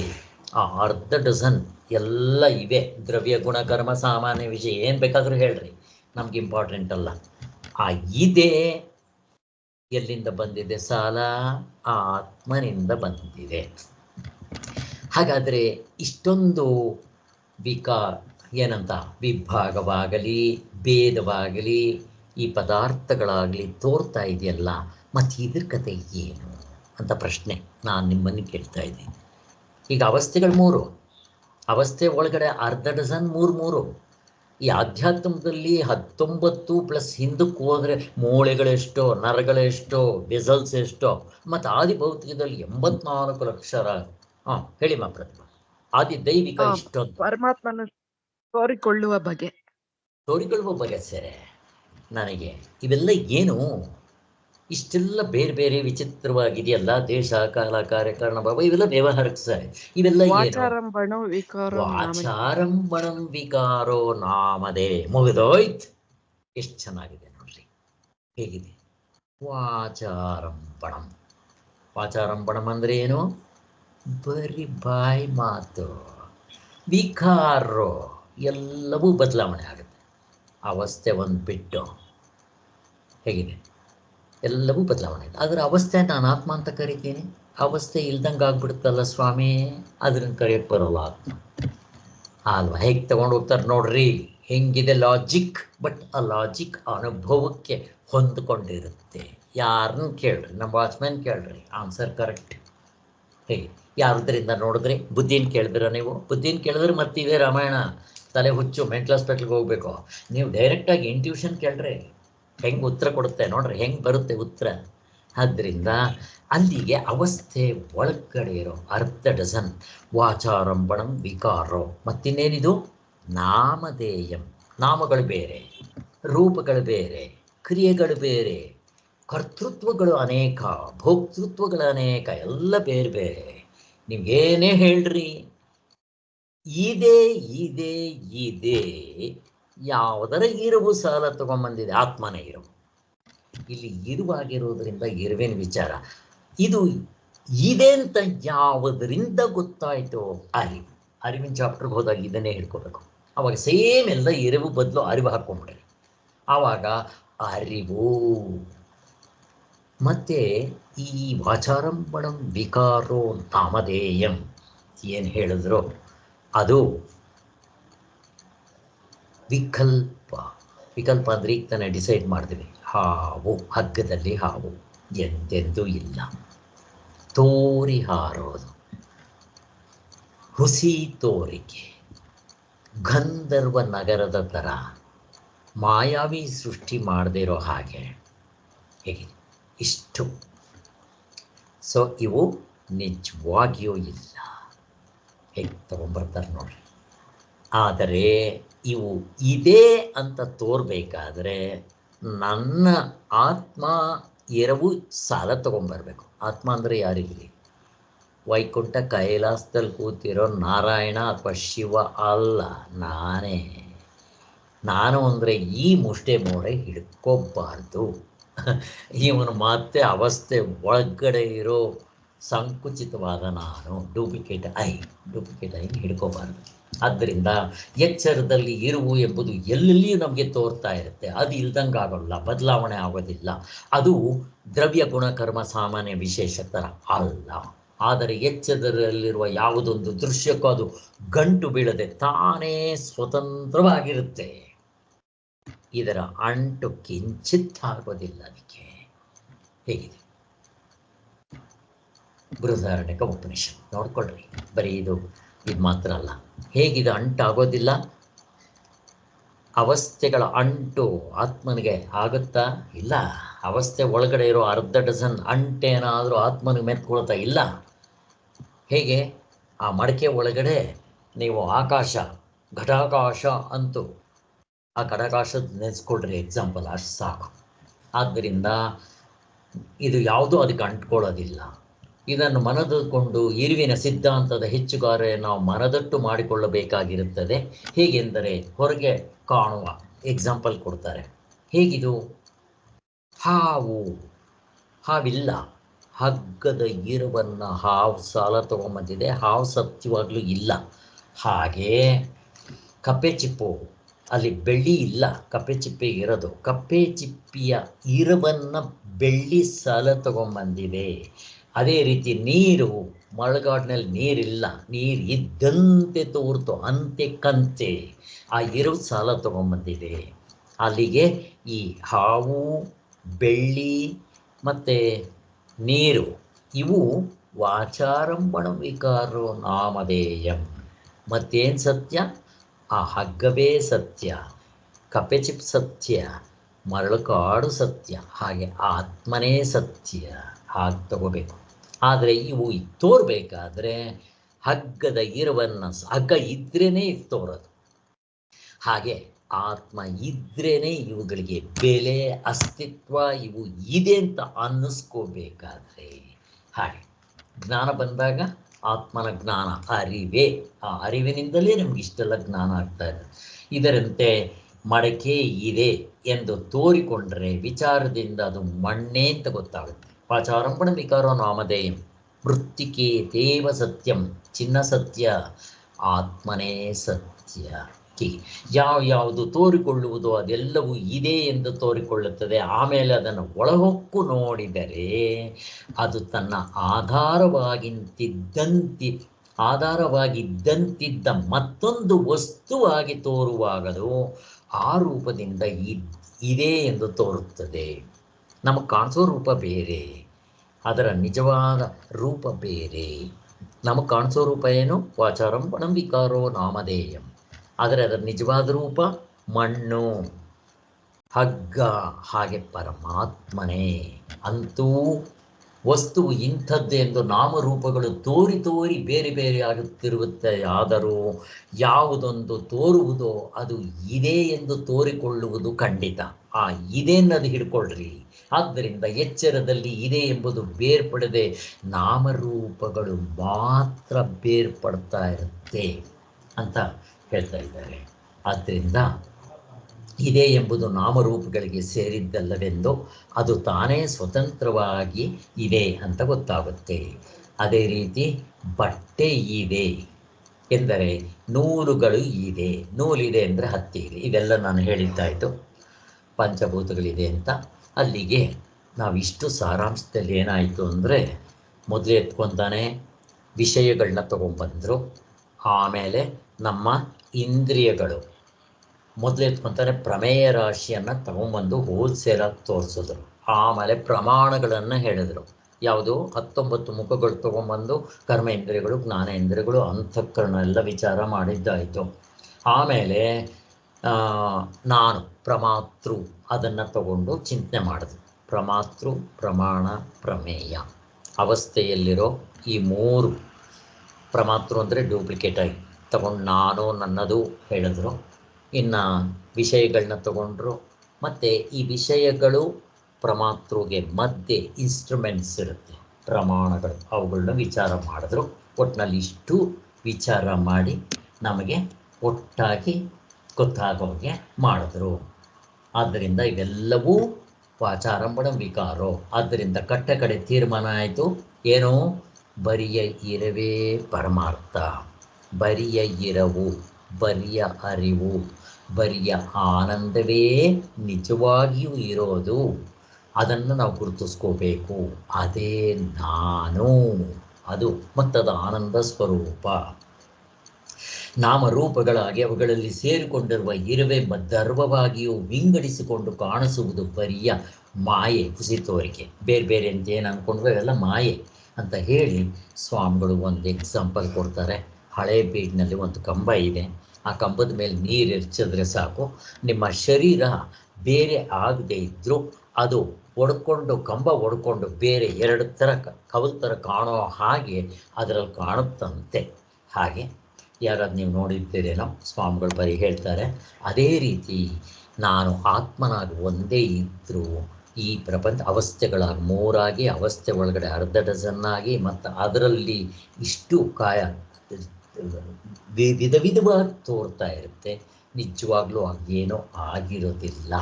ಮತ್ತು ಇದೆಲ್ಲದಕ್ಕೂ ನಿಜವಾಗ್ಲೂ ನಮ್ಮ ಆತ್ಮಸ್ವರೂಪವೇ ಆಧಾರ ಅಂತ ಹೇಳ್ತಾರೆ. ಇಲ್ಲಿಗೆ ಮುಗಿಯುತ್ತೆ. ಓಂ ಶಾಂತಿ ಶಾಂತಿ ಶಾಂತಿ. ಜೈ ಗುರು.